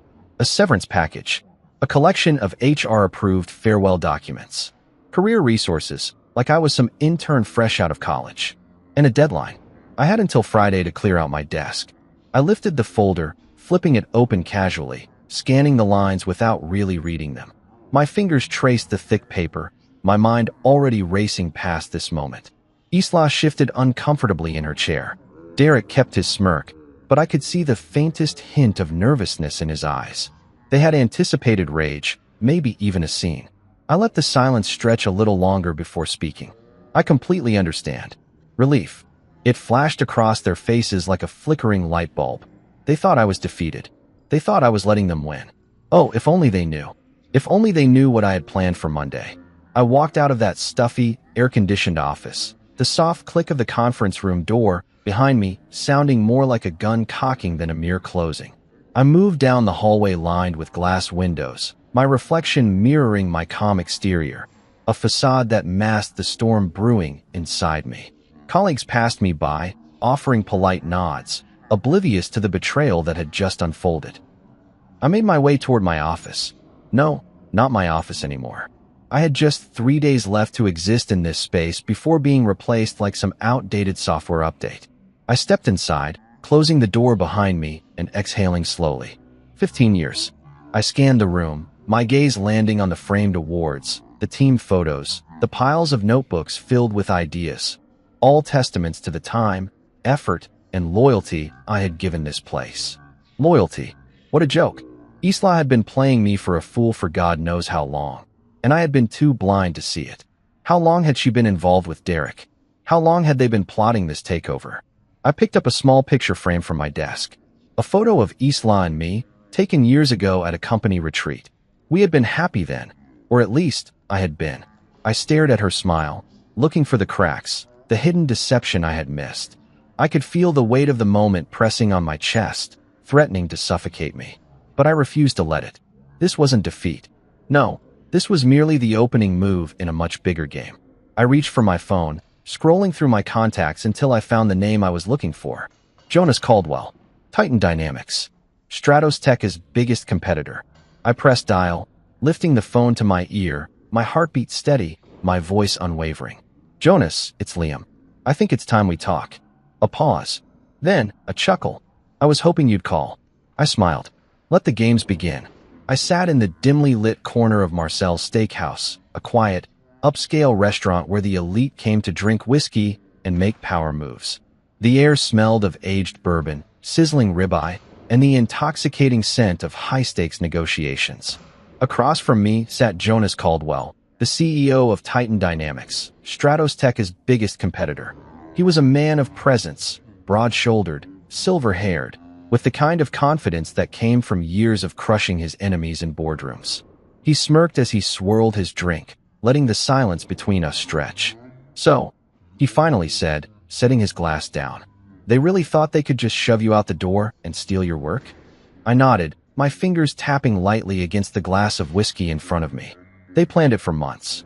Isla and Derek, they had it all mapped out. Replace me, claim my work, and push their agenda forward. I took a sip, the burn of the liquor doing nothing to dull the simmering anger in my chest. The only problem? They never filed the patent on my system. Jonas leaned forward slightly, interest flickering in his sharp blue eyes. Your predictive analytics model, the one Stratos Tech was about to integrate into their next-gen AI platform. I nodded. The very one. A slow, calculating smile spread across his face.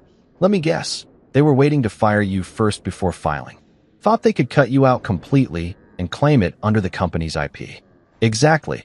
Jonas exhaled a quiet chuckle, shaking his head. Amateurs. I reached into my briefcase and pulled out a thick folder. Inside were all my notes, documentation, and the formal patent application papers, which I had never submitted under Stratos Tech's name. Instead, I had quietly prepared it under my own. I slid the folder across the table. Titan Dynamics can have exclusive rights to it. On one condition. Jonas raised an eyebrow. And what's that? I leaned in, lowering my voice. I don't just want a job, Jonas. I want revenge. I want Stratos Tech to burn for this betrayal. I want Isla and Derek to feel the ground disappear beneath them. I want to make sure that when Monday morning rolls around, they realize they destroyed themselves the moment they underestimated me. Jonas grinned, flipping open the folder and scanning the documents. He let out an appreciative hum. You know, I like the way you think, Liam. He pulled out a contract and a pen, sliding them toward me. I picked up the contract and scanned the details. 7-figure signing bonus. Senior leadership position. Full control over my technology. It was more than just a deal, it was a power move. I lifted the pen, poised over the signature line. Derek is about to walk into hell on Monday. Jonas chuckled, raising his glass. Let's make sure he never forgets it. I signed. As I drove home, my mind raced through the domino effect I had just set in motion. Step 1. Secure my position at Titan Dynamics. Done. Step 2. Ensure that Stratos Tech loses the foundation of its upcoming tech launch. In progress. Step 3. Make Isla and Derek realize they have destroyed themselves. Coming soon. The thought alone was enough to make the bitter taste of betrayal fade just a little. When I pulled into the driveway of my home, a home that no longer felt like mine, I took a deep breath, steadying myself. The house was dark, except for the warm glow of the living room light. Isla was waiting. I stepped inside, shutting the door behind me. She was sitting on the couch, a wine glass in her hand, looking as if she had already celebrated my downfall. She glanced at me over the rim of her glass, an amused glint in her eyes. Did you have a good last day, sweetheart? I kept my expression neutral. It was enlightening. She smirked. I know it must be hard, but trust me, this was for the best. She leaned forward, setting her glass down. Derek is bringing a new vision to the company. Something fresh. You were holding Stratos Tech back. I almost laughed at the audacity of it. She had spent years enjoying the life my career had provided. The lavish vacations, the cars, the house. And now she sat here, trying to convince me that I had been the problem. I moved toward the kitchen, pouring myself a drink, making sure my back was to her when I spoke. You really believe that, don't you? Of course. She exhaled, standing and making her way toward me. Liam, you're a great guy, but you don't see the bigger picture. Derek does. He's ambitious. I turned to face her, cutting her off with a smirk. You're betting everything on him, aren't you? She hesitated, but only for a second. Derek is the future of Stratos Tech. He has everything lined up. His plans, his leadership, his stolen ideas? I interrupted, watching her smile falter. His plan to replace me using the work I built from the ground up? Islan narrowed her eyes. That's how business works, Liam. You should know that by now. I let the silence stretch between us, savoring it. She had no idea that her entire world was about to come crashing down. I set my drink down and smiled. You're right, Isla. Business is business. She relaxed, mistaking my agreement for defeat. She had no idea what was coming. Later that night, I sat in my home office, my laptop glowing softly in the dark. I fired off a few quiet messages to my team, my closest allies. They deserved better than to be left behind. One by one, they replied, I'm in. If you're leaving, I'm leaving too. Stratos Tech is nothing without you. Let's do this. By Thursday evening, I would have secured new jobs for every single one of them at Titan Dynamics. I wasn't just walking away. I was taking my team with me. I sat back in my chair, exhaling slowly. The betrayal they had orchestrated would be nothing compared to the devastation I was about to unleash. They thought Friday was the end of my story. They had no idea that Monday would be the beginning of their nightmare. The office felt different when I walked in on Wednesday morning. It was as if the walls had absorbed my resentment, the air carrying the weight of the betrayal. I moved through the halls with a quiet, purposeful stride, ignoring the polite nods and forced smiles from my colleagues. They didn't know yet. By Monday, they would. I reached my office and shut the door behind me, leaning against it for a moment. My gaze swept over the space. 15 years of memories contained within these four walls. The framed awards, the meticulously organized files, the shelves lined with books on machine learning and predictive analytics. All of it had once represented progress, innovation. Now, it was just a prison I had been forced to escape. I sat down at my desk and opened my laptop, my fingers moving swiftly across the keyboard. There was work to do. Phase 1, quiet conversations. I started with personal emails. Not formal resignation notices, not yet. These were private messages, carefully worded, sent only to the people I trusted. My team, the brilliant minds who had spent the past 5 years helping me build the predictive analytics system that Stratos Tech was about to lose. I need to talk. It's about what's coming. Confidential. Let me know if you're free today. One by one, the replies came in. What's going on? You have my attention. If this is about Derek, say no more. I'm in. I smirked at that last one. They already knew. They had felt the shift the moment Derek started maneuvering for control. They had watched as I was slowly pushed out of critical meetings, my input dismissed, My ideas rebranded under someone else's name. They had been waiting for this moment. By lunchtime, I had private calls scheduled with every single one of them. I stepped out of my office, making my way toward the rooftop lounge, the one place in this entire building where I could think. The view stretched over the city, a sea of high-rises and ambition. I leaned against the railing, gripping my coffee cup as the first call connected. Liam, Noah, my lead developer, greeted me. What's going on? I didn't waste time. I'm leaving. A pause. Then, I figured. When? Friday. Another beat of silence. And the system? I smirked. They won't have it. A slow chuckle. Tell me how I can help. I laid it out for him. Titan Dynamics had secured the rights to my system.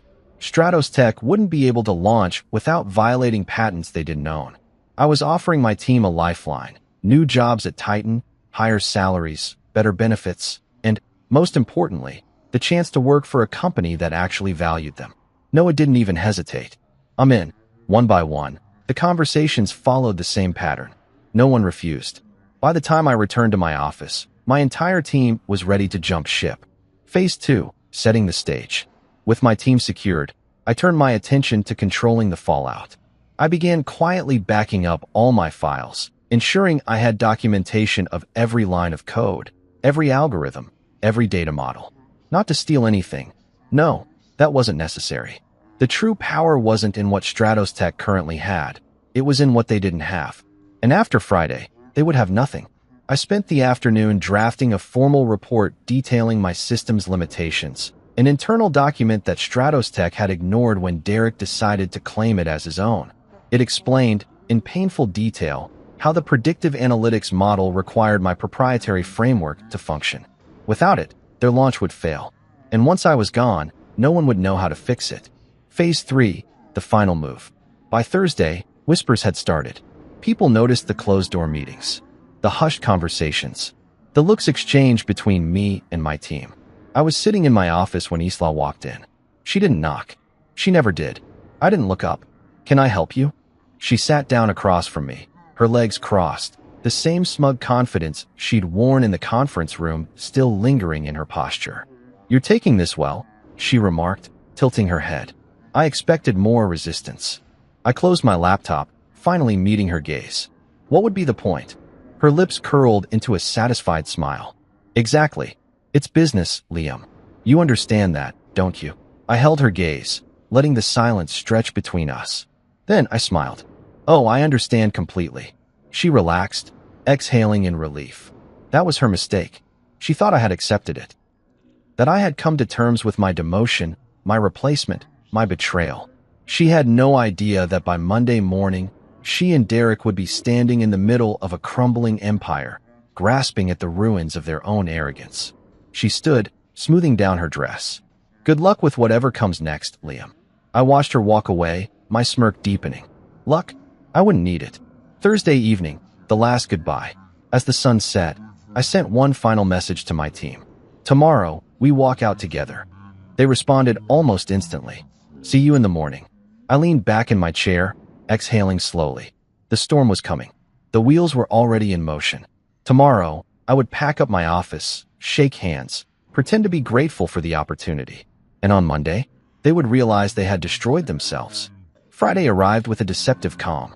I woke up early, as if it were just another normal day.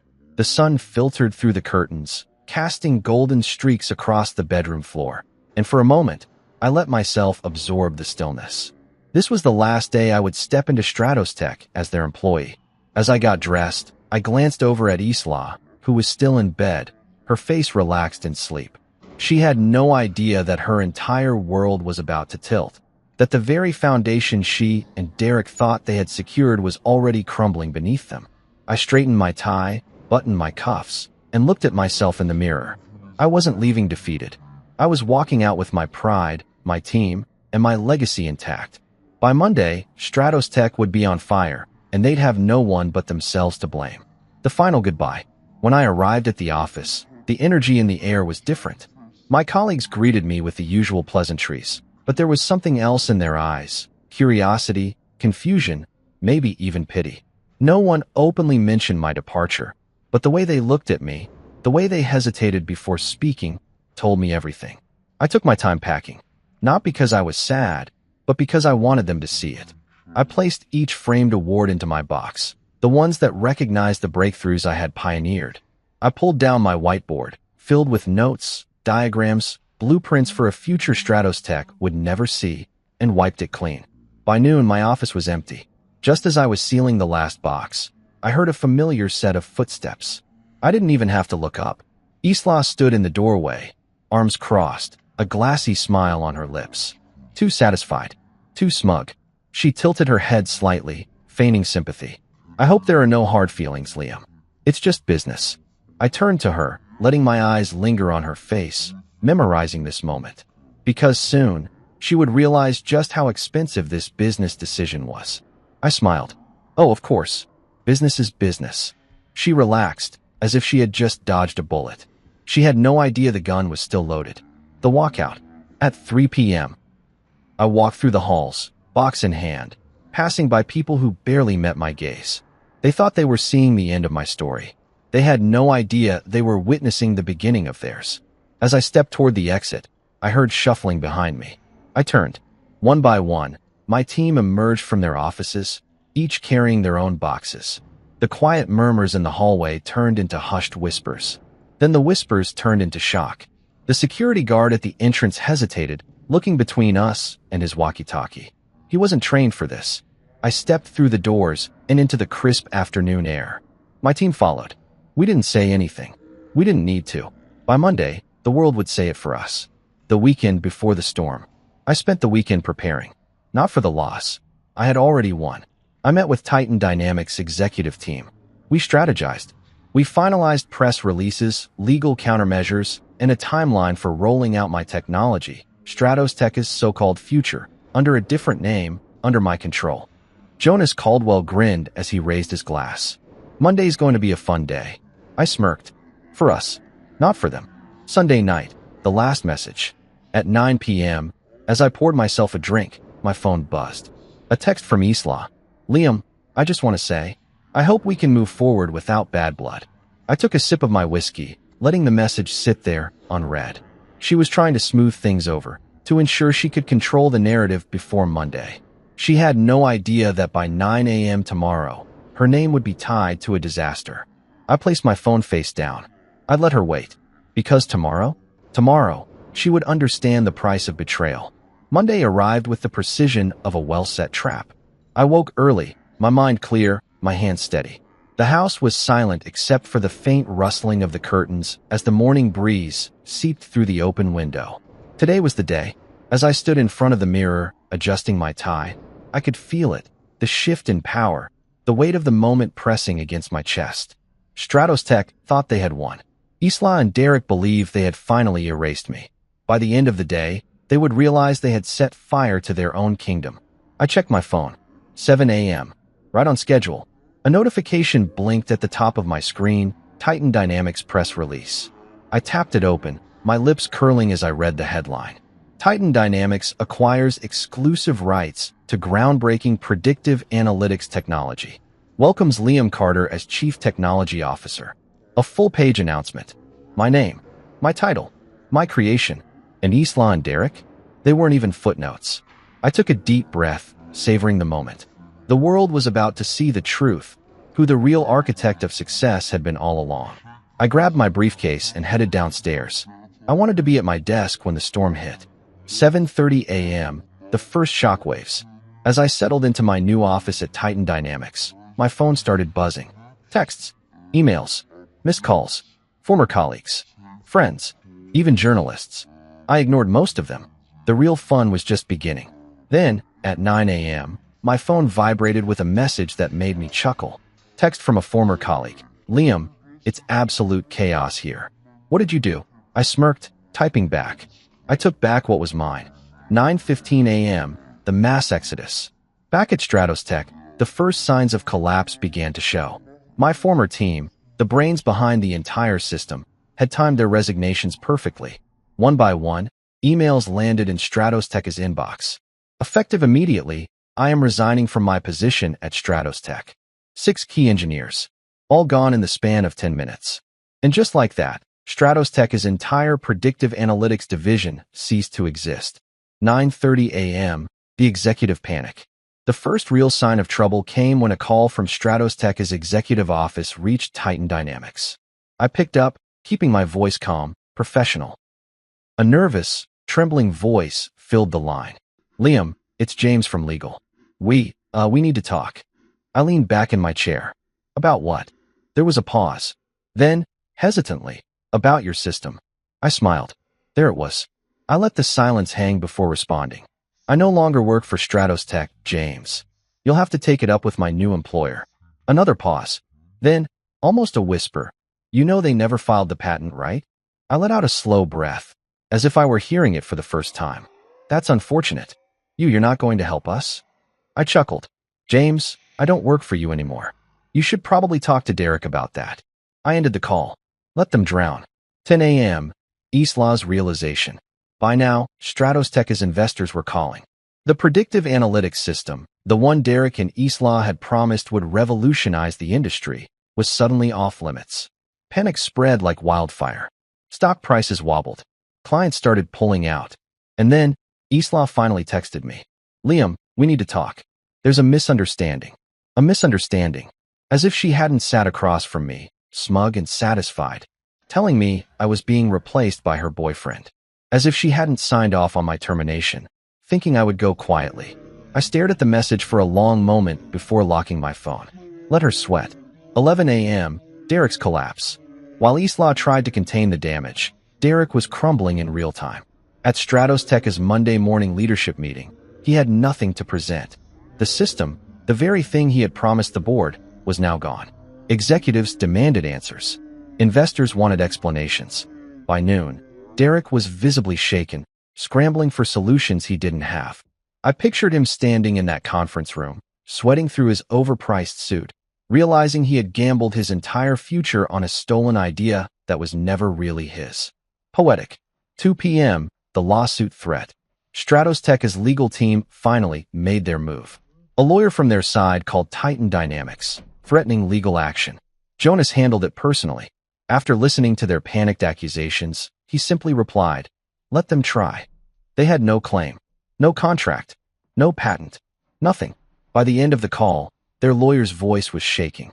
Stratos Tech was out of moves. 4 p.m., the death spiral begins.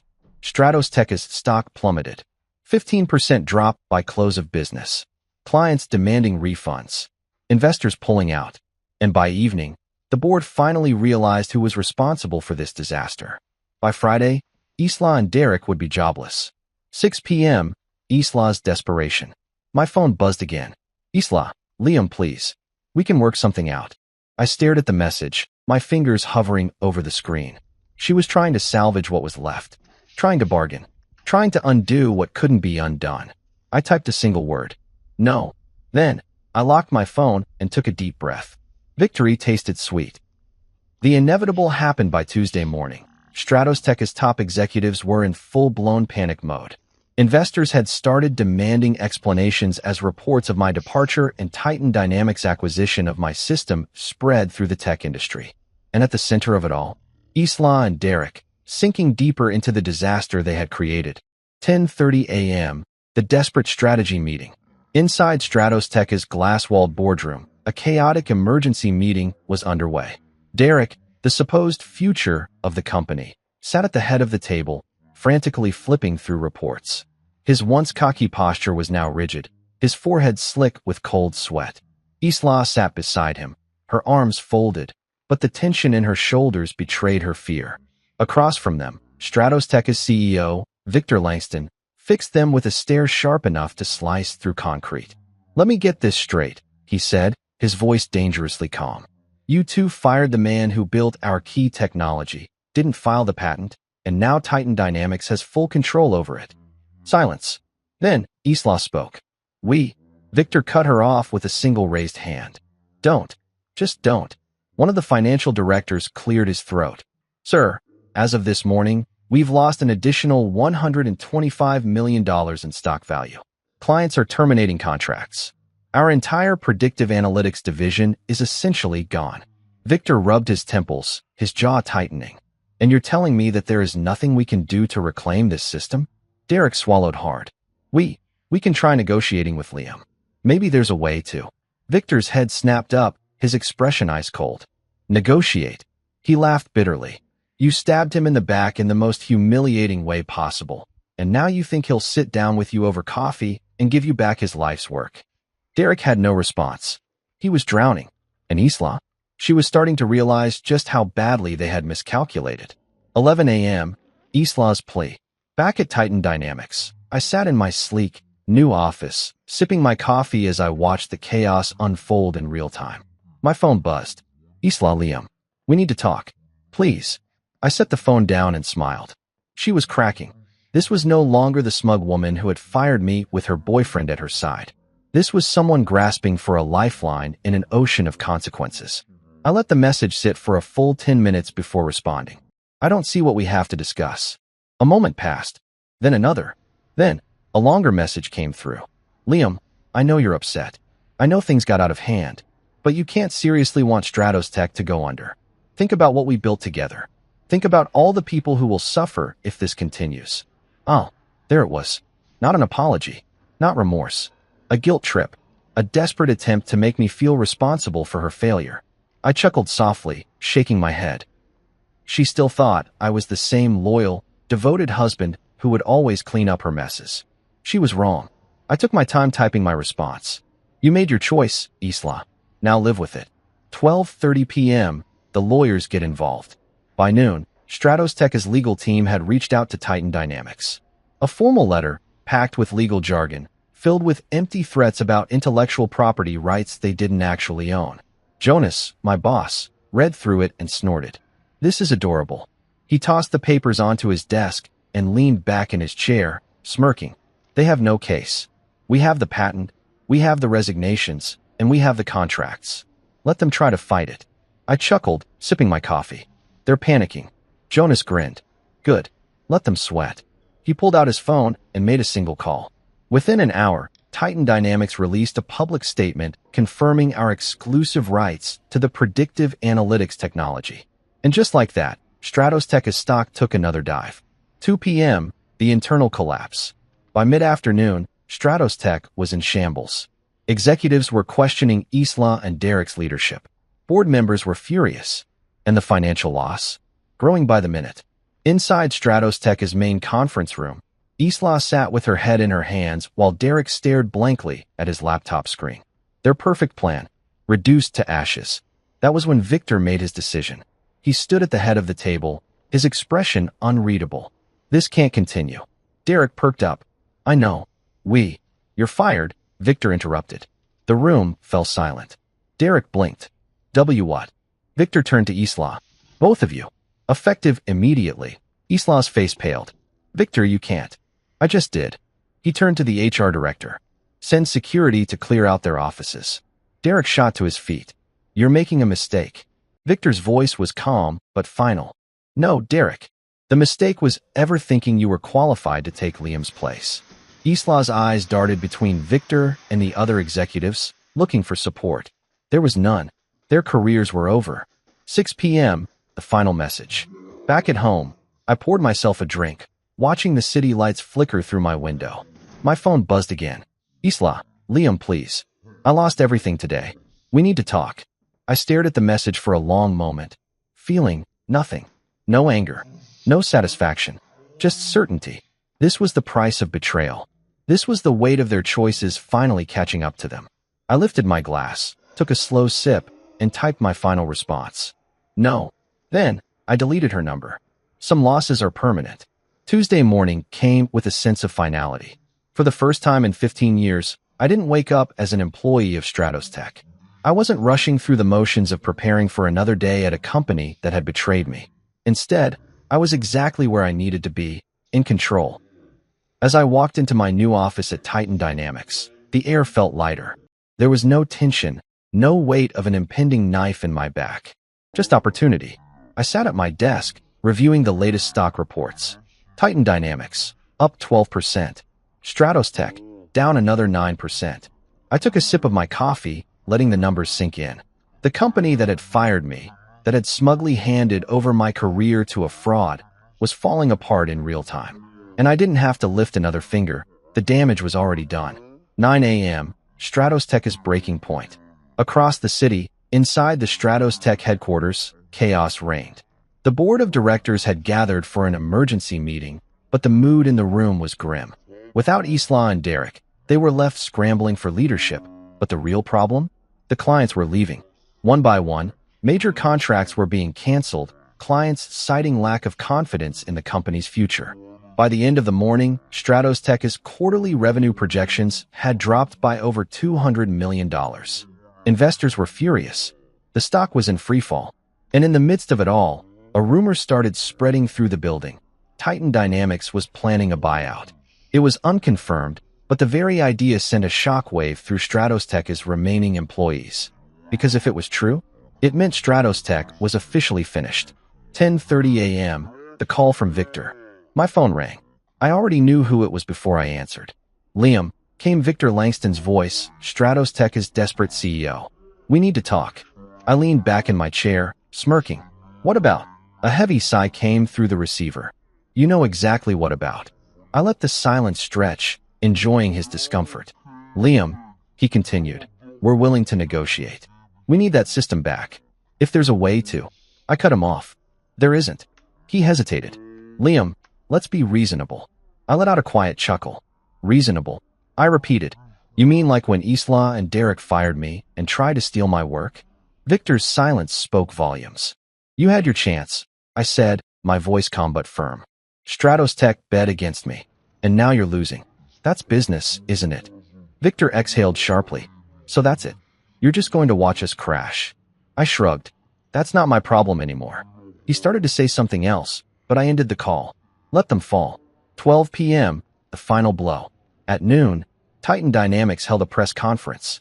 Jonas Caldwell took the stage, standing behind a sleek podium as cameras flashed.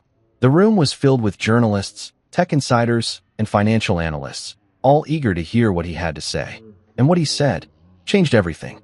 Titan Dynamics is proud to announce that we have successfully acquired the exclusive rights to the most advanced predictive analytics technology in the industry, Jonas stated. This is a new era for innovation, and we're excited for what's next. Then, he glanced at me, smiled, and gestured toward the audience. And to lead this new era, I'd like to introduce our new Chief Technology Officer, Liam Carter. The crowd erupted in applause as I stepped onto the stage. I took my time before speaking, scanning the room, letting the moment sink in. Then, I leaned into the microphone. This is just the beginning. 2 p.m., the collapse of Stratos Tech. By mid-afternoon, the stock market delivered the final blow. Stratos Tech stock, down 22%. Major investors pulling out. CEO Victor Langston rumored to be stepping down. In less than 48 hours, Stratos Tech had gone from industry leader to a company on the verge of imploding. And the cherry on top? By 3 p.m., Titan Dynamics officially announced that it was exploring the possibility of acquiring Stratos Tech at a reduced valuation. In other words, we were about to buy the company that fired me. 6 p.m., Isla's final message. I was at home, sipping whiskey, when my phone buzzed. A message from Isla. Liam, can we talk? I stared at the screen for a long moment, the weight of everything that had happened crashing down all at once. This woman, who had once been my wife, my partner, had been so eager to erase me from her life. She had sat in that conference room, looking me in the eye, smug and victorious, believing she had won. And now? Now she was sitting in the wreckage of her own making, reaching out to the very person she had betrayed. I typed a response. There's nothing left to talk about. Then, I deleted her number. 9 p.m., the end of an era. I sat outside, watching the city skyline, whiskey glass in hand. This was it. Stratos Tech, the company I had built my career around, the company that had thrown me away like I was nothing, was finished. And me? I had won. Not just in terms of career, success, or reputation, but in something far more important. I had proven them wrong. Isla and Derek had thought I was replaceable, that I would fade into obscurity while they took credit for my work. But instead, they had destroyed themselves. I took one last sip of my drink, savoring the taste of victory. Then, I stood up, feeling lighter than I had in years. This chapter of my life was officially closed. The first thing I did the next morning was check the financial reports. It was routine at this point, a habit honed from years of leading projects and managing high-stakes decisions. But today, it wasn't just about monitoring trends.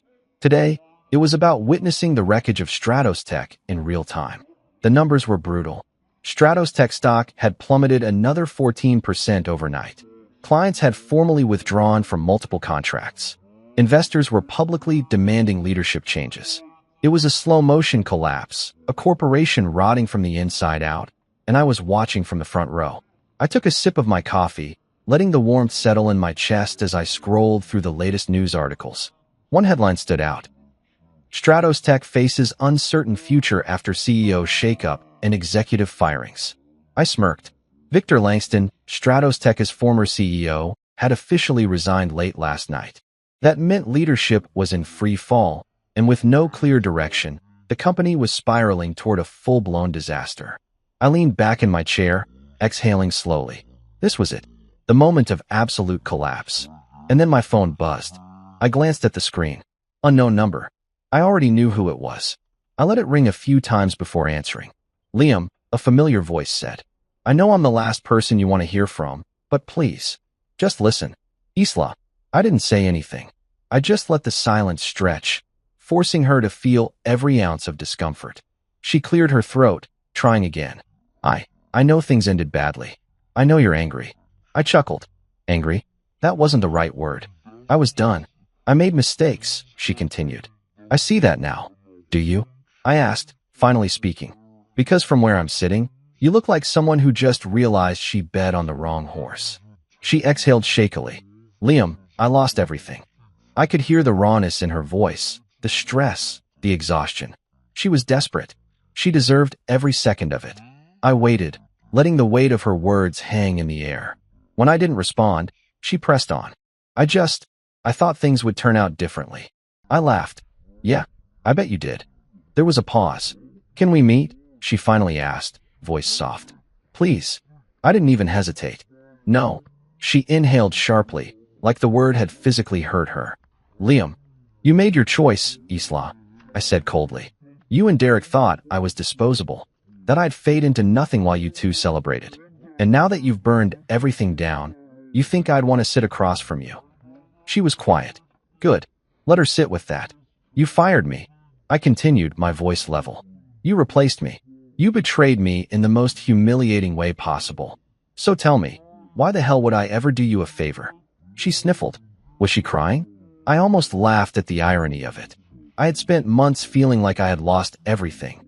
My job, my marriage, my sense of stability. Now she was the one drowning. I gave her one final silence before saying, don't call me again. And then I ended the call. 12 p.m., the final offer. By noon, Jonas Caldwell, my new boss at Titan Dynamics, called me into his office. I stepped inside, taking a seat across from his massive desk, watching as he leaned back in his chair, grinning. You're gonna like this, he said, sliding a folder toward me. I picked it up, flipping it open. My eyes scanned the first few lines before I let out a low whistle. Stratos Tech was officially looking for a buyer. Victor stepping down was the last straw, Jonas explained. Their board knows they're screwed. They're hemorrhaging money, and investors are fleeing. I nodded slowly, absorbing the reality of what was happening. Titan Dynamics was about to acquire Stratos Tech at a fraction of its former value. Here's the best part, Jonas continued, tapping the folder. They want you in on the deal. They're offering you full control of what's left of their predictive analytics department, assuming we go through with the acquisition. I chuckled. They're handing me the ruins of what they stole from me? Jonas smirked. Karma's a hell of a thing, isn't it? I flipped through the documents, my mind processing the full circle moment I was living. Stratos Tech had betrayed me, fired me, replaced me, and now they were handing me the keys to what was left of their empire. I exhaled, setting the folder down. So, when do we pull the trigger? Jonas leaned forward, eyes gleaming. End of the week. 3 p.m., Derek's breakdown. Across the city, in the remains of what had once been his office, Derek sat at his desk, staring at the latest financial reports. He looked like a man who hadn't slept in days. His shirt was wrinkled, his tie loosened, his normally perfect hair a mess. He had lost everything. The power, the position. The future he had so arrogantly assumed was his. And now, the company he had backstabbed his way to control was about to be sold off. Derek buried his face in his hands. This wasn't supposed to happen, but it had. Because of me.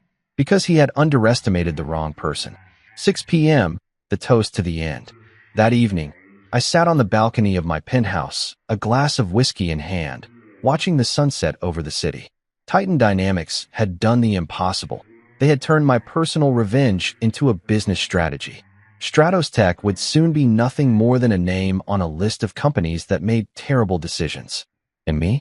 I had won. No more Isla. No more Derek. No more looking over my shoulder, wondering if my work would be stolen. I had built something, and I had taken it with me. I raised my glass to the skyline, whispering, to the ones who never saw it coming. Then I drank, and for the first time in a long time, I felt free. The day Titan Dynamics finalized its acquisition of Stratos Tech, I was sitting in my new office, sipping coffee, and watching history unfold. The deal had been in the works for weeks, but today, it became official. Stratos Tech, once an industry titan, was now nothing more than a subsidiary under Titan Dynamics control, a shadow of what it had once been. And the irony? I was now the man in charge of the very division they had tried to steal from me. The press was eating it up. Stratos Tech acquired in stunning turn of events. Titan Dynamics names Liam Carter as head of Predictive Analytics Division. The man they fired is now their boss. The headlines weren't just business news. They were poetic justice in print. And I was about to deliver the final blow. 10 a.m., walking back into Stratos Tech. I stepped through the front doors of the Stratos Tech headquarters, the same building where I had been humiliated and thrown out. But today, I wasn't here as an outcast. Today, I walked through the halls as a man who owned the place. The whispers started immediately. Employees who had once avoided eye contact with me after my firing were now staring outright. Some looked nervous, others shocked, and a few, the ones who had stayed loyal to me, even in silence, nodded in respect. I made my way to the main conference room, where the new leadership meeting was about to begin, and I knew exactly who would be there. 10:15 a.m., the final showdown. I pushed open the doors and stepped inside. Seated at the long mahogany table were the remaining executives, department heads, and legal advisors, those who had survived the collapse. And at the far end of the table, Derek, or rather, what was left of him. Gone was the arrogant, cocky man who had once grinned at me across this very table, believing he had won. In his place sat a defeated shell, eyes bloodshot, posture slouched, hands twitching. The weight of his failure was pressing down on him, and for the first time, he truly looked powerless. I took my seat at the head of the table, the same seat Victor Langston once occupied, and let the silence stretch. The tension in the room was palpable. Then I leaned back, exhaling slowly, and finally broke the silence. Let's talk about what's next. Derek flinched at the sound of my voice, but he said nothing. He knew. He knew his fate was no longer in his hands. One of the senior executives, a man named Marshall Graves, cleared his throat nervously. Liam, we just want to say. I raised a hand. Stop. He fell silent immediately. I turned to Derek, taking my time, letting the moment sink in before I spoke. You tried to erase me, I said, my voice calm measured. You sat across from me in this very room, thinking you had won. You thought you could take my work, my career, and my name, like I was nothing. Derek swallowed, but he still didn't speak. I smiled. How did that work out for you? The silence in the room was deafening. Derek opened his mouth, but no words came out. He had nothing left to say. I turned to the legal team. His contract. One of the lawyers quickly handed me a folder. As of this morning, his employment has been terminated. I flipped open the document, barely skimming it before sliding it across the table to Derek. You're done, I said simply. You have 1 hour to clear out your office.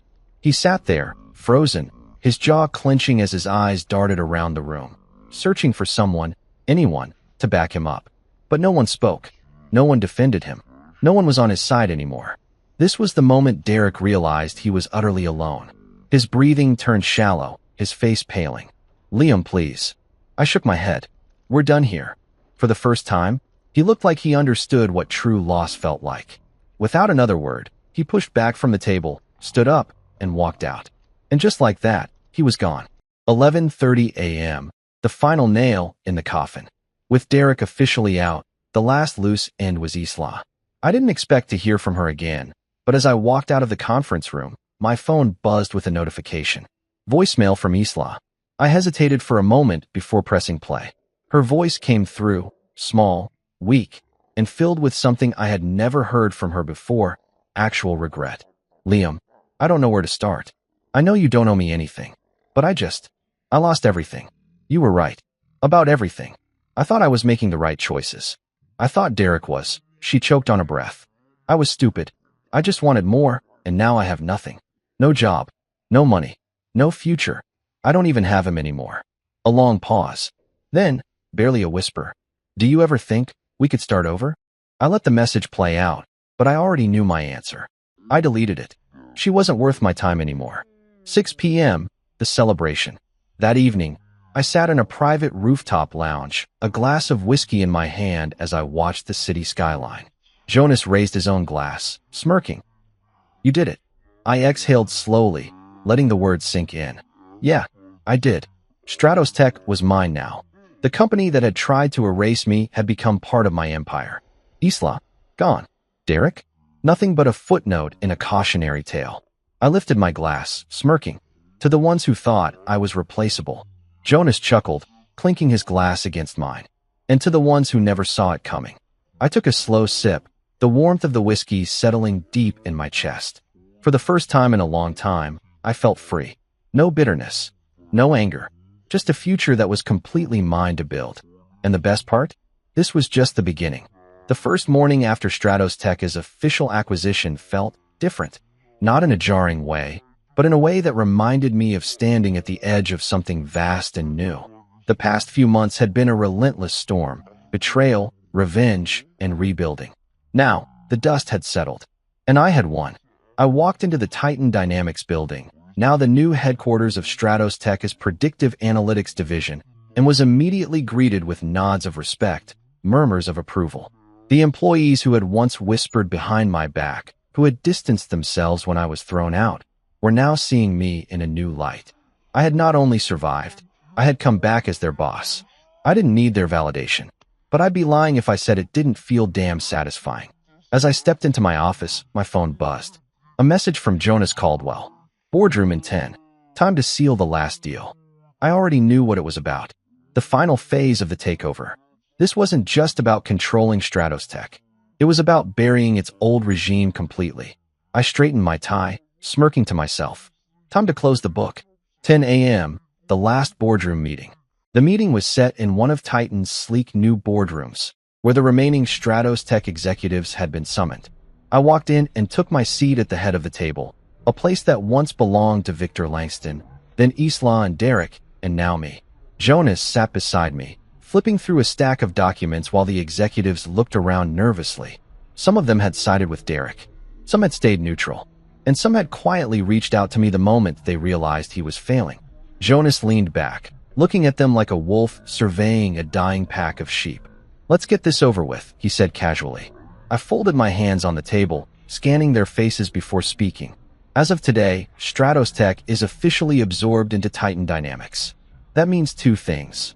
First, we will restructure every major department to align with Titan's goals. I let my words settle before continuing. And second, I slid a folder across the table.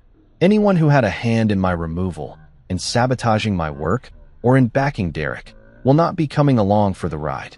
A ripple of tension passed through the room. Some shifted uncomfortably. Others looked straight at their hands, realizing what was happening. Jonas flipped open the folder and began reading names. One by one, the faces around me fell apart as their fates were announced. Some were being fired immediately. Some were being demoted to positions far beneath what they once held. Some were being transitioned out over the next few months. Company speak for clean out your desk before we make you irrelevant. Derek was gone. Isla was gone. But now, the rest of the rot was being cut out, too. And by the end of the meeting, Stratos Tech's old leadership had been completely wiped out. I stood, buttoning my jacket. Thank you for your time, I said, just as they had dismissed me in that cold, soulless conference room months ago. I walked out, leaving them to sit in the ruins of their own making. 12 p.m., the final message. Back in my office, I checked my phone. A notification flashed across the screen. A text from Isla. I hesitated before opening it. I heard what happened at the board meeting today. I guess it's really over now. I stared at the message for a long moment, debating whether to respond. Then, a second text came through. I know I can't undo what I did. I know I was cruel and selfish and wrong, but I don't know how to move forward from this. I lost everything, Liam. And for the first time, I don't have a plan. I exhaled, setting my phone down on my desk. She was lost, completely adrift in the wreckage of her own ambition. Once, that might have meant something to me, but now, it didn't. I picked up my phone and typed one final response. That's not my problem anymore. Then, I deleted her number for the last time. No more second chances. No more history tying me to her. I was done. 6 p.m., a toast to the future. That evening, I sat on the private balcony of my new penthouse, whiskey in hand, staring out at the city I had conquered. The skyline stretched before me, a testament to the world that I had reclaimed on my own terms. Jonas leaned against the railing beside me, raising his glass. So, how does it feel? I took a sip before answering. Like the end of one story and the beginning of another. He chuckled. Damn right it is. And let's be real, you're just getting started. I smirked. Derek thought he was a shark. Turns out, he was just a minnow swimming with the real predators. Jonas laughed, shaking his head. And Isla? I shrugged. She got what she wanted, didn't she? He raised an eyebrow. She wanted a future without me. I continued. Now she has it. Jonas nodded, clinking his glass against mine. To the ones who thought they could bury us. I smirked, raising my glass. And to the ones who never saw it coming. We drank, the warmth of victory settling deep in my chest. And as I looked out over the city, I knew one thing for certain. This was just the beginning.